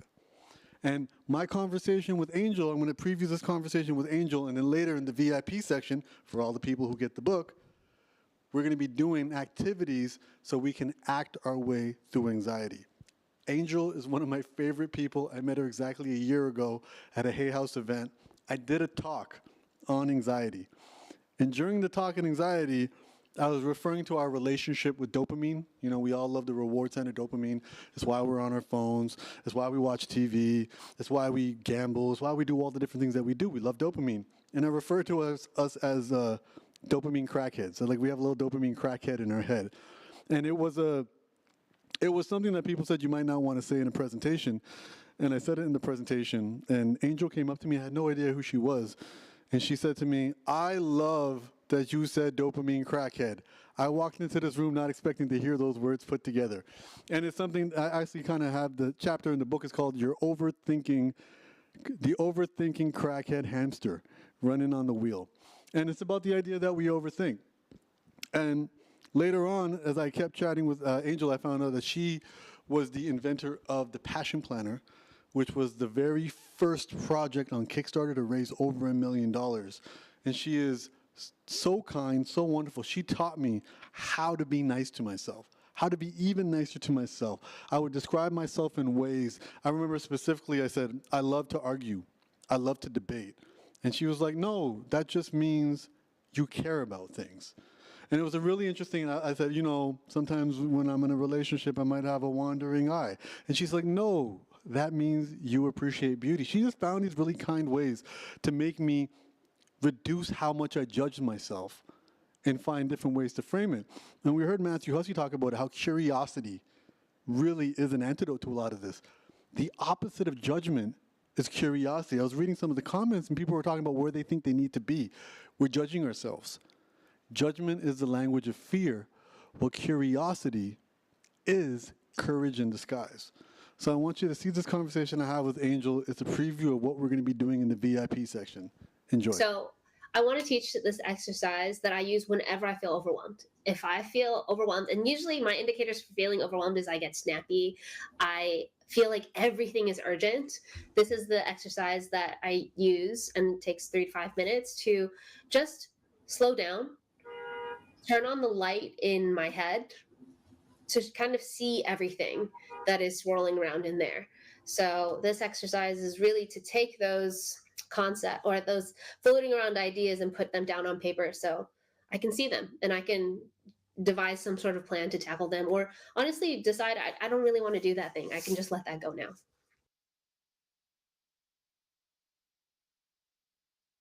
So the exercise that I want to teach everyone today is what I call brain vomiting. It's my version of brain dumping, and what brain dumping helps you do is very much like you said, is accept yourself where you are right now. Because a lot of times, a lot of people have, at least for me, I have a lot of thoughts in my head. I have ADHD and dyslexia. So for me, I'm neurodivergent and my mind works in a very different way. And I like thinking in mind maps. So if you don't know what a mind map is, a mind map looks something like this. It's a main idea in the middle with sub ideas branching out. So what we're going to do is we're going to do a mind map of our current mind right now, because the way that I think about the brain is it's kind of like a computer. And when you have like 100 tabs open, like I do often, that is really hard on the brain. So it's important to take some time. In this case, it'll be about 3 to 5 minutes to just write down everything that's going on in your brain without any judgment. And this is where the kindness comes in, and giving yourself grace to just be really honest. Like no one else needs to look at this paper. I'm not going to tell you to share it with anyone. And Hummel's going to be doing this exercise too. And again, it's a space for no judgment, for you to just take whatever's going on in your mind and put it down on paper, because effectively you get to close the tab and tell your brain, hey, it's chilling here on this piece of paper, it's safe. We can go out and be present in other things in our life instead of feeling like we have to carry all these things in our every day. So the first step is to have a piece of paper. You could do it in a journal, you could do it in a notebook, you could but I love paper because doing things on paper, it's tactile. So you're moving something from being really abstract to being physical. So that's, for me, that is one of the most cathartic ways to get my ideas out. So we're going to write the date on the middle, in the middle. So today is April 3rd. And then I usually like to write a little rectangle around it. That's just something that I like to do. So you're going to write. Oh, a 3D rectangle. Okay, we're competing. I went to art school. Okay, we're competing. I get it. Okay, so the next thing you're going to do is you're going to just write a line and then a thought. So I have to book cat sitters today. That's something that I have in my mind. So I will write that connected to a line and just keep going for as long as you want. But today we're only going to go for about 3 minutes, and we'll start now.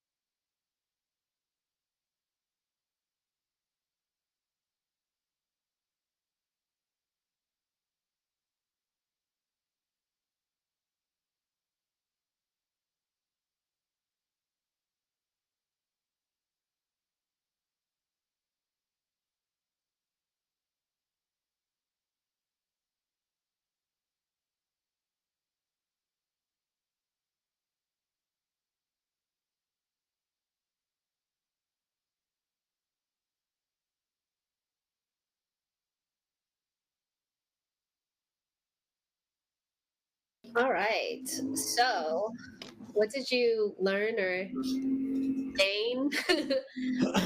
What are your initial thoughts of doing that after doing that exercise? I think what it definitely helps me realize is things are way heavier in my head than they are on the page. Yeah. Um, and definitely a lot of anxious feelings that are inspired by some of these things on the list um, come from a made up idea that they're urgent. It's Yeah. almost as because I thought of it, I have to address it right now. And not actually or factually the case. I just have to get to it eventually, but it doesn't have to be like nothing, nothing on this page is more important than this conversation. And Yeah. but it still held weight. And then I think the last thing I noticed was as I got through like the immediate, and then I took a few more seconds to think, then like kind of a deeper layer of things that has constantly been giving me tension, kind Mm, of themes that don't feel like they're on a to-do list, just themes yeah. about people I care about, their health, their certain situations, their stories. So after I got like, oh, I got to book a trip to Chicago, I got to get that out of my head. After that, it was like thinking about my family, thinking about the people I care about in my life and what I know they're going through, and how Yeah. that's also giving me a little bit of tension thinking about it. 100%. I mean, I think that that is like the common experience. It's, whoa, I have so many things I have to do. And then there's a deeper layer if you take the time of there are things that are important, but they're not urgent, but they're actually more important than the urgent stuff. Yes. And oftentimes, urgency makes us feel so much more stressed that we have to really use our intention to decide, is this truly urgent or is this not? So the next part of this activity is to write a star on the things that you think would really make your life better or improve your life. Um, and you can choose one or two things. Okay. So, kind of to give people an example, I'm kind of at here right now. I have my mind map and I have a star. And then what I will do next is I will then write um, to do. Usually, what I do at this point is I schedule that most important thing into my calendar. So what I'll do is I'll estimate how long I think each of these things will take, and if it's just if it's just a feeling, then maybe there's not a time. But every task takes time. So I think that people are like, it's time management, and that's super important. I'm like, yes, but having intentionality about how you're using your time and making sure that you're spending your time in the ways that are in alignment with how you want to live your life, this is more important, I think. So for me, like when I first started doing exercises like this, I would always be like, okay, what can I do to advance my career? And I'm kind of at this place now where I'm thinking, what can I do to make my life feel more fulfilling for me? Mm. Which is a big shift. But what I've realized if I don't make space for the peace won't happen. Like I will just keep cranking and hustling. Hmm. So the next step would be to write like how many minutes you think each of these things would take, and then transfer them into your Google Calendar, your planner, whatever time management system you have. Because once you start assigning time blocks to things, they become much less stressful because you understand I've budgeted time for that. I know I'm going to get to that. So now you can go out and have dinner with a friend and not have to worry about, oh, when am I going to do these 4 other things that I need to remember? Really, time blocking in conjunction with like this exercise, like brain dumping, is super, super powerful and making sure that you feel less anxious about all you have to do and you feel more, I guess, more budgeted of how you plan on tackling all of these tasks. So that's the exercise I want to share. Thank you so much, Angel. So Angel is going to be a part of the VIP session, which immediately follows this. So for all those who got the book, just stay on, and the VIP session will be there. And what I realized too is even doing that activity is like we have so much in our brains, and it feels so heavy. And then the second you write it down, you're like, wait, that wasn't so heavy. That wasn't so much. And it really is just kind of getting things outside. So some of the activities that we're going to be doing in the VIP section are going to be really, really, really interesting. As I said, the big thing here is what's in our heads. Our brain might connect with this a lot quicker than our bodies, and we have to practice, practice, practice. And one of the things I got so lucky that the publishers allowed me to do is on the inside cover of the book, I'm gonna come all the way up there. Can I get it clear? I can't get. Oh, I got a little bit clear. So what I have on the inside cover of the book is I have activities, but we broke down the activities in terms of low effort, medium effort, and high effort. Because you probably heard someone say like, well, if I meditate, that would be great for anxiety. Yeah, but meditation is high effort. And maybe something low effort is what I would consider calf raises. Just lifting your calves up and down and doing this till your legs fall off. And then your legs fall off and you don't feel anxious anymore. And you might have a different problem. But there are different levels to the activities that we can do immediately when we're feeling having anxious feelings, before to prevent them, or even after to reflect on them. Now, my next guest is also live, so I don't want to spend too much time introducing them. Her name is Mind Body Nina, and while I was writing this book, I'd come up with really cool ideas, do some really cool research, and think to myself, ooh, like you got it. You got some really cool ideas. And then I'd watch a video by Mind Body Nina, and she would say the same things, just better, while doing a cartwheel in the middle of the video. And I'd be like, ooh. So she was one of the very first people that I reached out to, slid in the DMs, reached out to her specifically to read the book. And I got nothing but validating feedback on it, which made me feel amazing. Met her just by seeing her content. She's been sharing amazing energy, and discovered her on Instagram, and we connected that way. And she has a brilliant and inspiring story about not only helping other people live much more bold and rich lives, but also she was recently diagnosed with cancer, and how she was able to use some of her own coaching to approach that. So without further ado, I want to introduce you. I had to grab my little clicker. I want to introduce you to Mind Body Nina. Hey. Hey, hey. How you feeling? How you doing? I'm good. I like you threw the little cartwheel bit in there. Yeah, you do cartwheels, and you jump off trees, and you jump on trees, and you do all the things, and then there I am just being like, this is amazing. But I have so many questions for you, and I wrote them all down, and they're in such tiny font, so I'm going to walk up close because my eyes suck.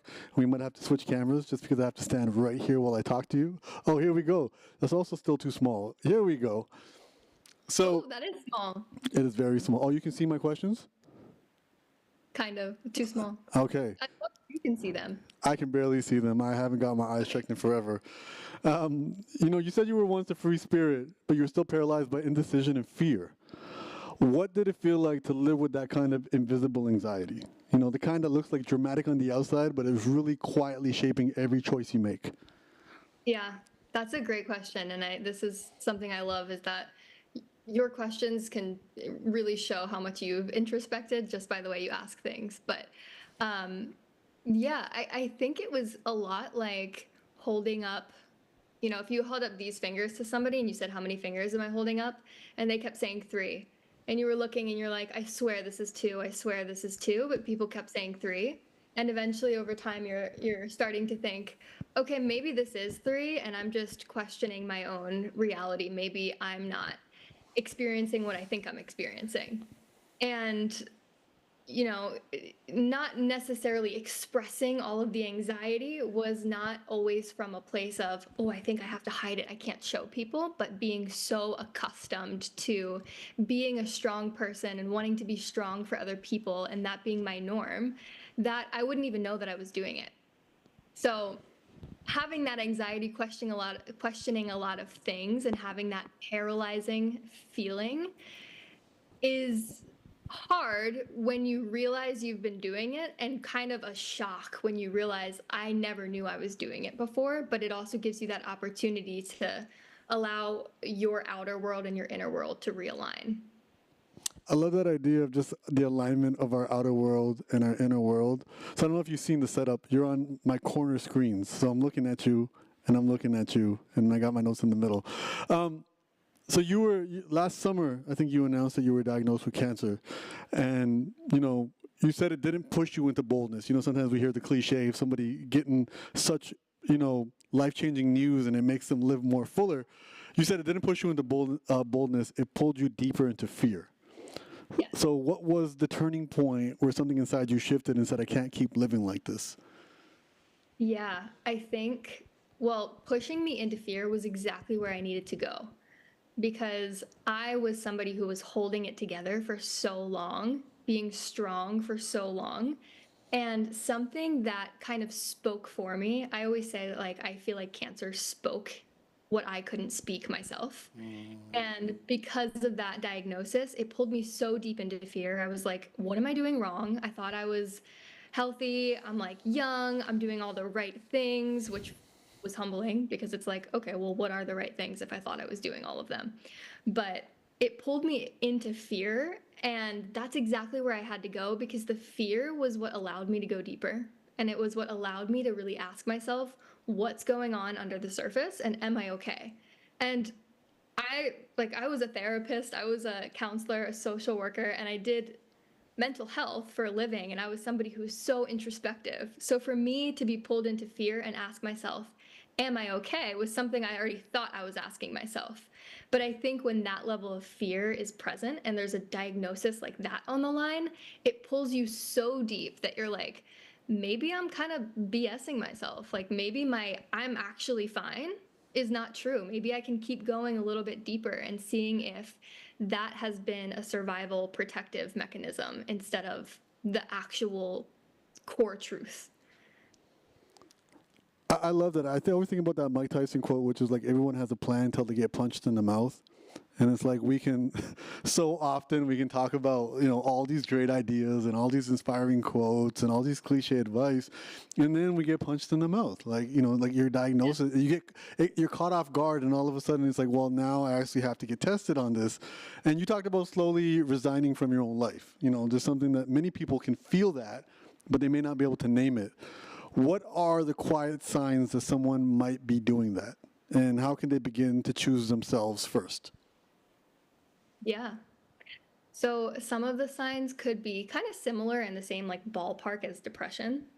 So it might be like you're not really reaching out for help anymore. You've kind of taken a back seat and you're like, I'm just gonna like deal with this. I'm not gonna reach out. I'm not gonna talk to my friends as much and express what's going on in my life, or I'm not gonna reach out and ask for help. I'm just gonna kind of like deal with things, avoid them, numb them. Whether you're realizing that you're doing that or not is its own topic and project.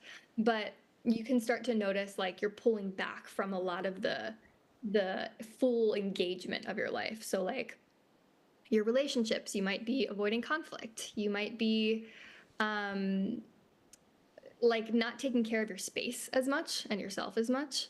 You might be when people talk to you and ask you how things are going, you're kind of just like, yeah, I'm good, but you don't feel that full connection to your own truth and what you're saying and your own voice. You just feel like you're here, and then there's like this other spacey you over here who's like in the world, but they're two different people. That's So how did you regain? So in terms of like, for example, like your relationship with control definitely must have changed because this is something that's completely out of your hands. And as I said, like sometimes in our world, and for order for us to have some semblance or the illusion of control, we'll either like focus on what's in our control and ignore the rest, or just be in complete avoidance. So, how did your relationship with control change during this healing, especially when you have to face something like this that is completely out of your hands? Or is it out of your hands? Some things are out of my hands, and I think for everyone, some things are out of our hands. But I feel like we try to control the things we can't control, and we don't control the things that we actually can control. Like we're like, oh, I can't control that, but we can, or we do it the other way around. We think we can control what we can't. So there is, I think, this sense of knowing where you do have a sense of responsibility and power, and being able to bring your focus there instead of trying to grab onto and hold on to the things that you don't have control over. But that takes practice too. But I tried to hold on and really grab everything until I had no choice but to surrender. I never chose surrender. I was like exhausted and I said, I can't do this anymore. I can like hear my nails on the walls like screeching, trying to hold on to everything. But the reality was like eventually you're going to get so tired and burnt out from that you're going to have to like throw up your arms and say, okay, I can't do this anymore. I just have to let go and see what the heck happens. And that was so freeing and liberating for me. So a lot of people, when I mean a lot of people, I mean me. You know, we say we're stuck in this loop of I'll feel better when dot dot dot. So I'll feel better when my book comes out. I'll feel better when this event is over. I'll feel better when I get back home. I'll feel better when, and we just keep deferring, kind of feeling better. And you flipped that on its head, and you started showing, you started showing up before things were figured out. What would you say to someone who feels like they have to wait to heal before they can be happy? That's an awesome question. I would ask, like, what are you waiting for? That's it.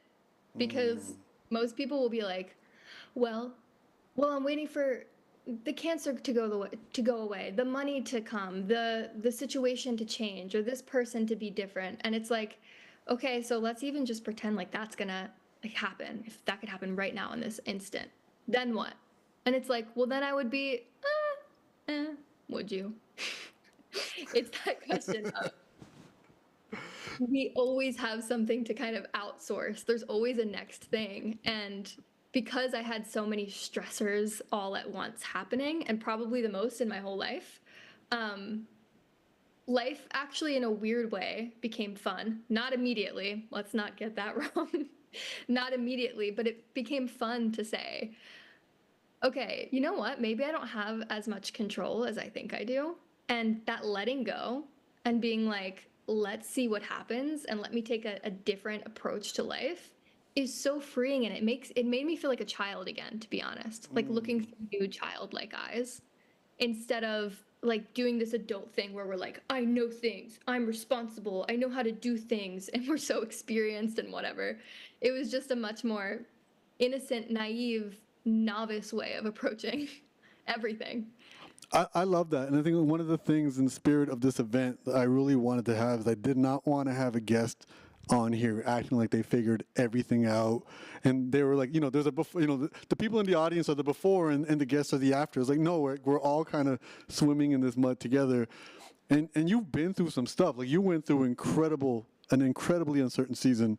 You drained your savings, you questioned your passion, and you still, and the word I have here is peace, but we're going to say equanimity. You had a healthier relationship with your emotions after all of that.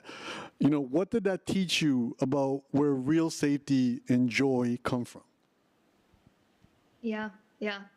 Of course, the answer is not from the external, and not that the external doesn't matter, because I think it's easy to say like, oh, we should all be peaceful and we should not have to depend on anything outside of ourselves, and we should just be able to be completely happy every day with regardless of what's going on. But I think what it really taught me is that at least for me, and a lot of my life, I was waiting until I felt good every single day. I was like, there will be a time where I'm going to just like feel good all the time. There's going to be a time where everything is working out. And there are little moments in life like that, but I think just embracing all of it is what gives us that feeling of like, okay, I'm here, I'm present, I'm in it, and that feels really good, instead of wanting everything to look a certain way. So perspective is huge, to answer your question more specifically. I think it's also this idea that a lot of us are feeling like we're in survival mode. We're doing so much work just to keep our lips above water. And I know the anxious feelings that come from that really are like our body not trusting our mind. It's like a disconnect, which makes us afraid to try. That's why we have this illusion, I got to be ready. I got to be ready before I try. Even though we know, and our personal history show us, we had to try before we were ready, and that's where the confidence and the motivation came from. But what is one small thing our viewers can do today to reconnect and to begin trusting life a little bit more again today? Yeah, this is my favorite one, but everyone likes to act like they're too good for this one. And it's just slowing down. Everybody likes to, like, when I love working with my one-on-one clients, and I'm like, first you have to slow down. Like, slow down your voice, slow down your movement, let yourself be a little bit slower. And everyone wants to be like, yeah, I know that already, but like, tell me something good and juicy. Like, tell me something actually like juicy that's gonna change my life. And it is a lot of the time in the basic things, in the simple things. And you talk about this in your book, but it's the simple things that can go such a long way.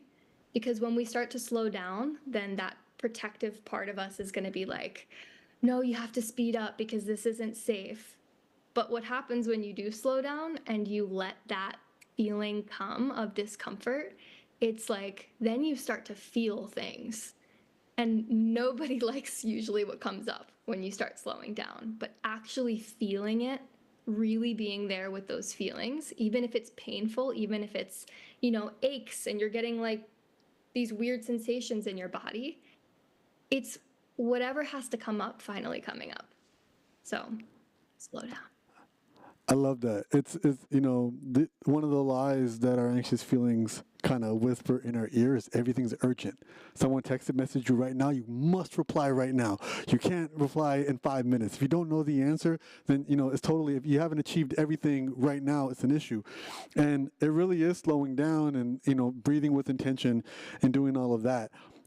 I really want to commend you and thank you for coming on. There was my wish list of guests was a combination of having some people that, our audience would know, people our audience would be introduced to, and I really wanted to make sure the audience got to see you and your work. Please follow Mind Body Nina. It's I keep calling her Mind Body Nina. She's got a full government name, and I can't pronounce your last name, so we're going to call you Mind Body Nina. But it's at Mind Body Nina. Your content is awesome. It's everything I would do if I could climb a tree, but I can't. So we'll just leave it to you. We'll leave it to the experts. But thank you so much for spending your time and being on here with us live. We really appreciate it. And, we wish you all the best on your health journey. We know you've been making amazing progress. Things are looking good. And please keep documenting it and letting us know how you're doing. Thank you so much. Loved this conversation. Again, thank you so much.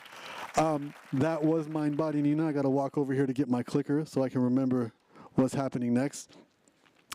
I have a chapter in the book where I talk about drinking a meal replacement shake. I had a Zoom call. I was busy. I drank this meal replacement shake on the call. It's like socially acceptable to drink shakes on calls but not eat food for some reason. Probably because I'd get French fries in my beard.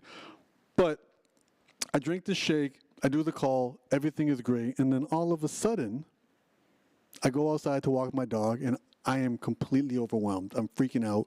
It seems like the cars are faster, the people are louder, everything is just completely overwhelming me, and I'm having a panic attack. And I'm just trying to figure out, what's going on? What's happening? I'm asking myself. I'm not just saying, I'm anxious. I'm saying what Humble the Poet said we should say. I feel anxious because. So I'm like, I feel anxious because the meeting went poorly. I feel anxious because the cars are extra loud. What am I feeling anxious because? And I was like, what was different? And I was like, oh, the shake. So I Googled the shake, and other people talked about having panic attacks with the shake.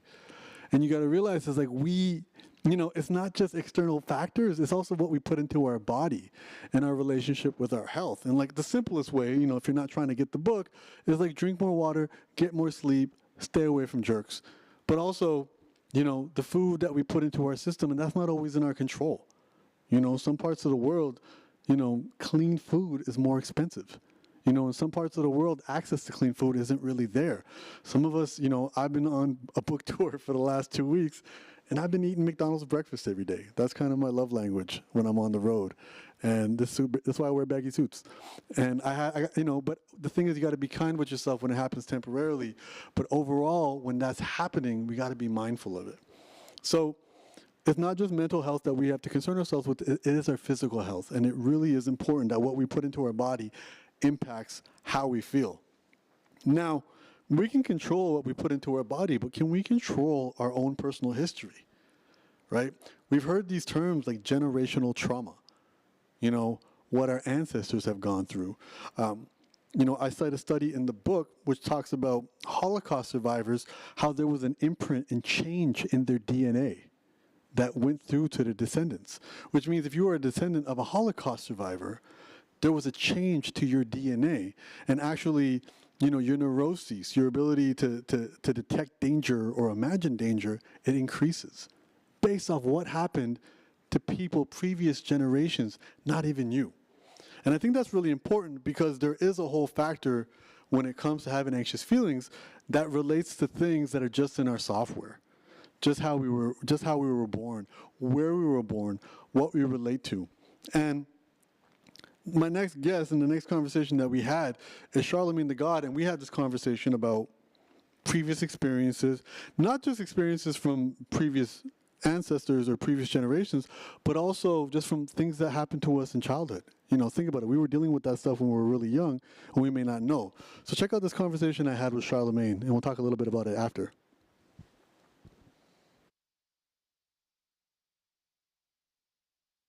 Hi, I'm Charlemagne the God. Charlemagne, thank you so much for being a part of this conversation. We really appreciate it. I really appreciate it because you are such an important voice in the mental health community. I'm just going to read you some questions and let me know your thoughts. So you've been really open and honest about your journey to improve your mental health. Looking back, what is the biggest difference between Charlemagne today and Charlemagne in 2015? I think it's a lot of differences. I can't point to one thing, but the first thing that comes to mind is more of a sense of worthiness. I think that when you don't deal with a lot of the issues that you may be dealing with, it gives you a lot of things that cause you to doubt yourself, which causes a lot of imposter syndrome, and you never quite feel worthy of being in any space. You never feel quite worthy of being in any position. You never feel quite worthy of being in any relationship. And so for me, I feel like, just doing the work on myself, gave me a real sense of worthiness. So if I had to say, what's changed, between me starting therapy in 2016 to now, is definitely a real sense of worthiness. In your book, Shook One, you talk about how past trauma and culture shapes anxiety. What's something that you had to unlearn to start managing yours in a healthier way? Oh man, everything. I mean, not only just unlearning things from your childhood, you unlearn things that you actually learned in hip hop, in this culture. It's a beautiful culture, but I do think, like I wrote about in my new book, Get Honest or Die Lying, a lot of things that we talk about are a death style as opposed to a lifestyle. So whether it's the excessive alcohol use or, drug use, not being faithful to your woman, like it's a lot of different things that can hinder you and, just hinder your growth as a person. So, I'm 46 years old, man. Like Muhammad Ali said, the person who thinks the same way at 50 as they did when they were 20, they wasted 30 years of their life. I haven't wasted, a moment. Like when you ask me what I've unlearned, it's damn near everything. There's so many things that I thought, would be with me all throughout my life, but you realize they were only, in you to get you to a certain position. And then once you get to that certain position, it won't get you where you need to be. So the simplest way to put it is what got you here won't take you there. So for me, I'm always about constant growth, constant evolution. So I know that I just got to constantly keep learning. But when you ask me what I've unlearned, damn near everything for the most part. Especially a lot of things that my dad instilled in me.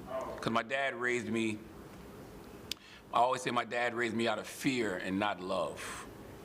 And that's something that I had to learn how to do. I had to learn how to move through life with love and not fear. Because him raising me that way instilled that in me.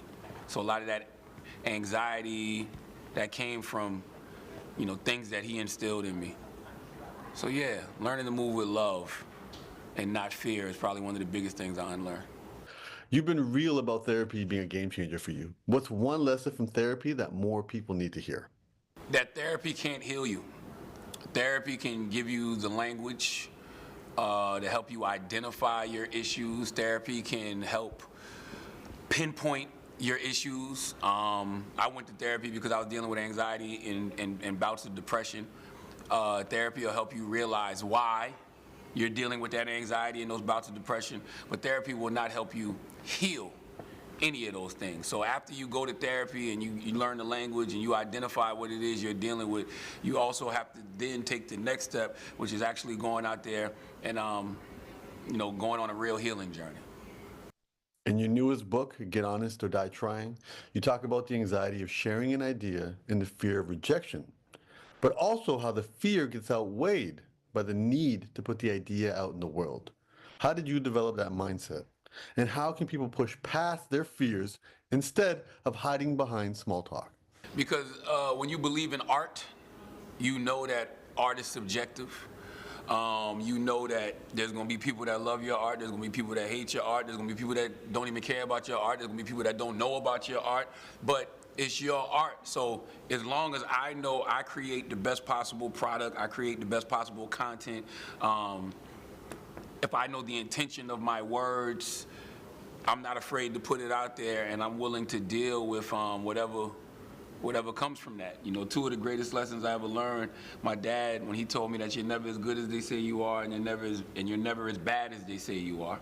That's a great lesson to keep in mind, especially navigating through this new era where everybody got an opinion of you. And my man Cadillac Jack, you know, one of my great mentors in radio, he said, always remember the law of 10. He literally said specifically, Charlamagne, I want you to remember this law of 10. 3 people gonna like it, 3 people not gonna like it, 4 people don't even know what the hell's going on. And that's how I carry it. Let's be honest. A lot of people are scared to be vulnerable because they think it makes them look weak. And Get Honest or Die Lying, you openly talk about being molested and abused. How did you get to a place where you could share that truth? Well, when I used to say it all of the time, I used to say it because it used to make people laugh. You know what I'm saying? I used to be like, when I was 8 years old, which is all true, I used to get, molested by a family member. I think she was in like her 20s or something at the time, and I was 8. And I remember having them little firecrackers and little poppers used to throw on the ground, and they would pop. And so I had some, and I was just throwing them at her. Pop, pop, pop, stay away from me, stay away from me, stay away from me. And in my mind, well, 2 things. In my mind, I would say that I made her stop because I didn't like the smell of her Jerry curl. And so that would always get a laugh out of people, so I would say that.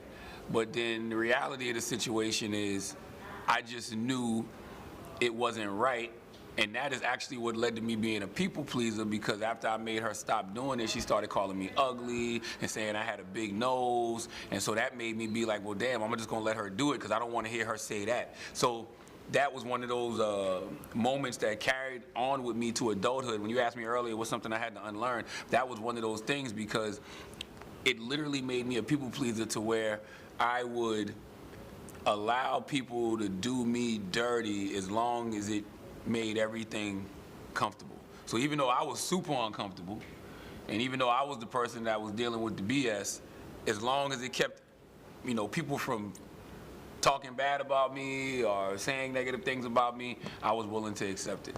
And now it's like, nah, I don't play that in no way, shape, or form. So yeah, I just wasn't afraid to talk about it because, number one, it used to get laughs out of people, and now I'm not afraid to talk about it because it's a very empowering story for me. Because I remember having a conversation with Bishop T.D. Jakes, and he was saying even that's where a lot of my sense of unworthiness came from, because he said that people who usually deal with abuse when they're young grow up feeling like they're not worthy. And so just learning all of those different things, hearing things like Bishop T.D. Jakes, and just knowing that there's a lot of people who are people pleasers, and knowing that, me having that conversation allows them to stop being people pleasers themselves, it's worth talking about. So one thing I noticed about you is that service is a big theme in your life. You once told me God doesn't care who I help, he just cares that I help. How does that mindset shape the way you deal with anxiety, success, and the way that you move through the world? Because that's your true purpose in life. Your true purpose in life comes through service of others. Dr. Wayne W. Dyer, The Power of Intention, that's what he said. And I remember being young and, not having no money, not being in a position to assist people and provide opportunities, and just trying to figure out, how can I be of service in this world? And I think about my grandma. Whenever people would come to my grandma's house, my grandma would make sure they ate. If they was at my daddy's little, sugar shack in the country, my dad would make sure they had a drink. My dad would make sure that people ate. And that goes a long way. And so I always tried to be of service to people in some way, shape, or form, because that's actually what's fulfilling to me. I always say, if anything you build only benefits you, it's not big enough. And growing up, we have all of these conversations about what people should be doing, especially black people when they get in certain positions. Like, make it easier for the next person. You know, be the adult that you needed as a child, or be the homie that you needed when you was on the come up. That's what I strive to be for people. So, you know, being of service is literally your only purpose on this planet. And anybody can serve. Like, you know, serving isn't just, you know, helping somebody get some money. Serving is literally what I just said. Like, you might walk out of here and you might have 2 bottles of water. There's a homeless person who don't got none. Get that person a bottle of water. You know, service might be, you know, I don't know, helping an old lady with her groceries coming out of the grocery store. Like, there's so many different ways that you can serve. So just find a way to be of service to others. Oh, thank you so much, Charlemagne. I just want to say, so Charlemagne, you know, somebody put my earliest book on his desk, and then he invited me to be on his show, The Breakfast Club, which is one of the most syndicated radio shows on earth, and it completely changed my life. The thing also with that is, the only times he's ever reached out to me for help was always to help somebody else. You know, so I'm Punjabi Sikh, and we have this concept called seva, which is service, and he embodies that. And oftentimes we feel so much anxiety because we're stuck in our own heads, stuck in our own lives. And service helps remind you that other people exist. And you're not going to have anxious feelings while you're serving other people. So thank you so much, Charlemagne, for that. Now, folks watching this on YouTube, this is your last chance to become a part of the VIP. I hope you see how we curated such an amazing guest list and amazing conversations that will actually help you deal with anxious feelings. No fluff, no woo-woo, no empty quotes, practical, pragmatic, vulnerable conversations with real people going through real things. This is why I want you to get the book and join the VIP conversations, because that's going to be me doing a presentation on the recipe for resilience, as well as more activities with Angel that are going to further, on the spot, melt anxious feelings. We're going to create a lot more structure there. Again, I'm a big proponent on having an accountability buddy. Get this for you and a friend. Get this for you and your child. Get this for you and your parent. Get this for you and a sibling. Get this for you and your book club. When 2 of you are doing it, you guys can lean on each other. I need help. That's the thing that I struggle with, asking for help. Saying I need help to stick to reading a book, because obviously looking at my phone is a lot easier. Working together. And this is how I wish you structure it. You guys both get the book, and you guys read the chapters beside each other on FaceTime, on Zoom, and then you talk about it. Talk about the parts you liked, talk about the parts you didn't like, talk about the parts you didn't understand. And the goal is to have a conversation about the book. The more we talk about our emotions, the better we feel. That's part of feeling our feelings. Disinfecting our feelings through the sun by getting them out. When we allow them to live in our heads, that's when we start to have extra anxious feelings. The goal of Unanxious isn't to fix you because you're not broken. The goal of Unanxious is to empower you to have a better relationship with your emotions. The most misunderstood emotion we have is anxiety. We think it's a problem. We think it's a disease. It's not. You'll understand through reading the book, anxiety is just a really misinformed bodyguard trying to protect you, but it doesn't know what's really dangerous. Scan the QR code below, get a copy for you and somebody you care about and you want them to feel better, and join us in the VIP section that is going to start in the next minute.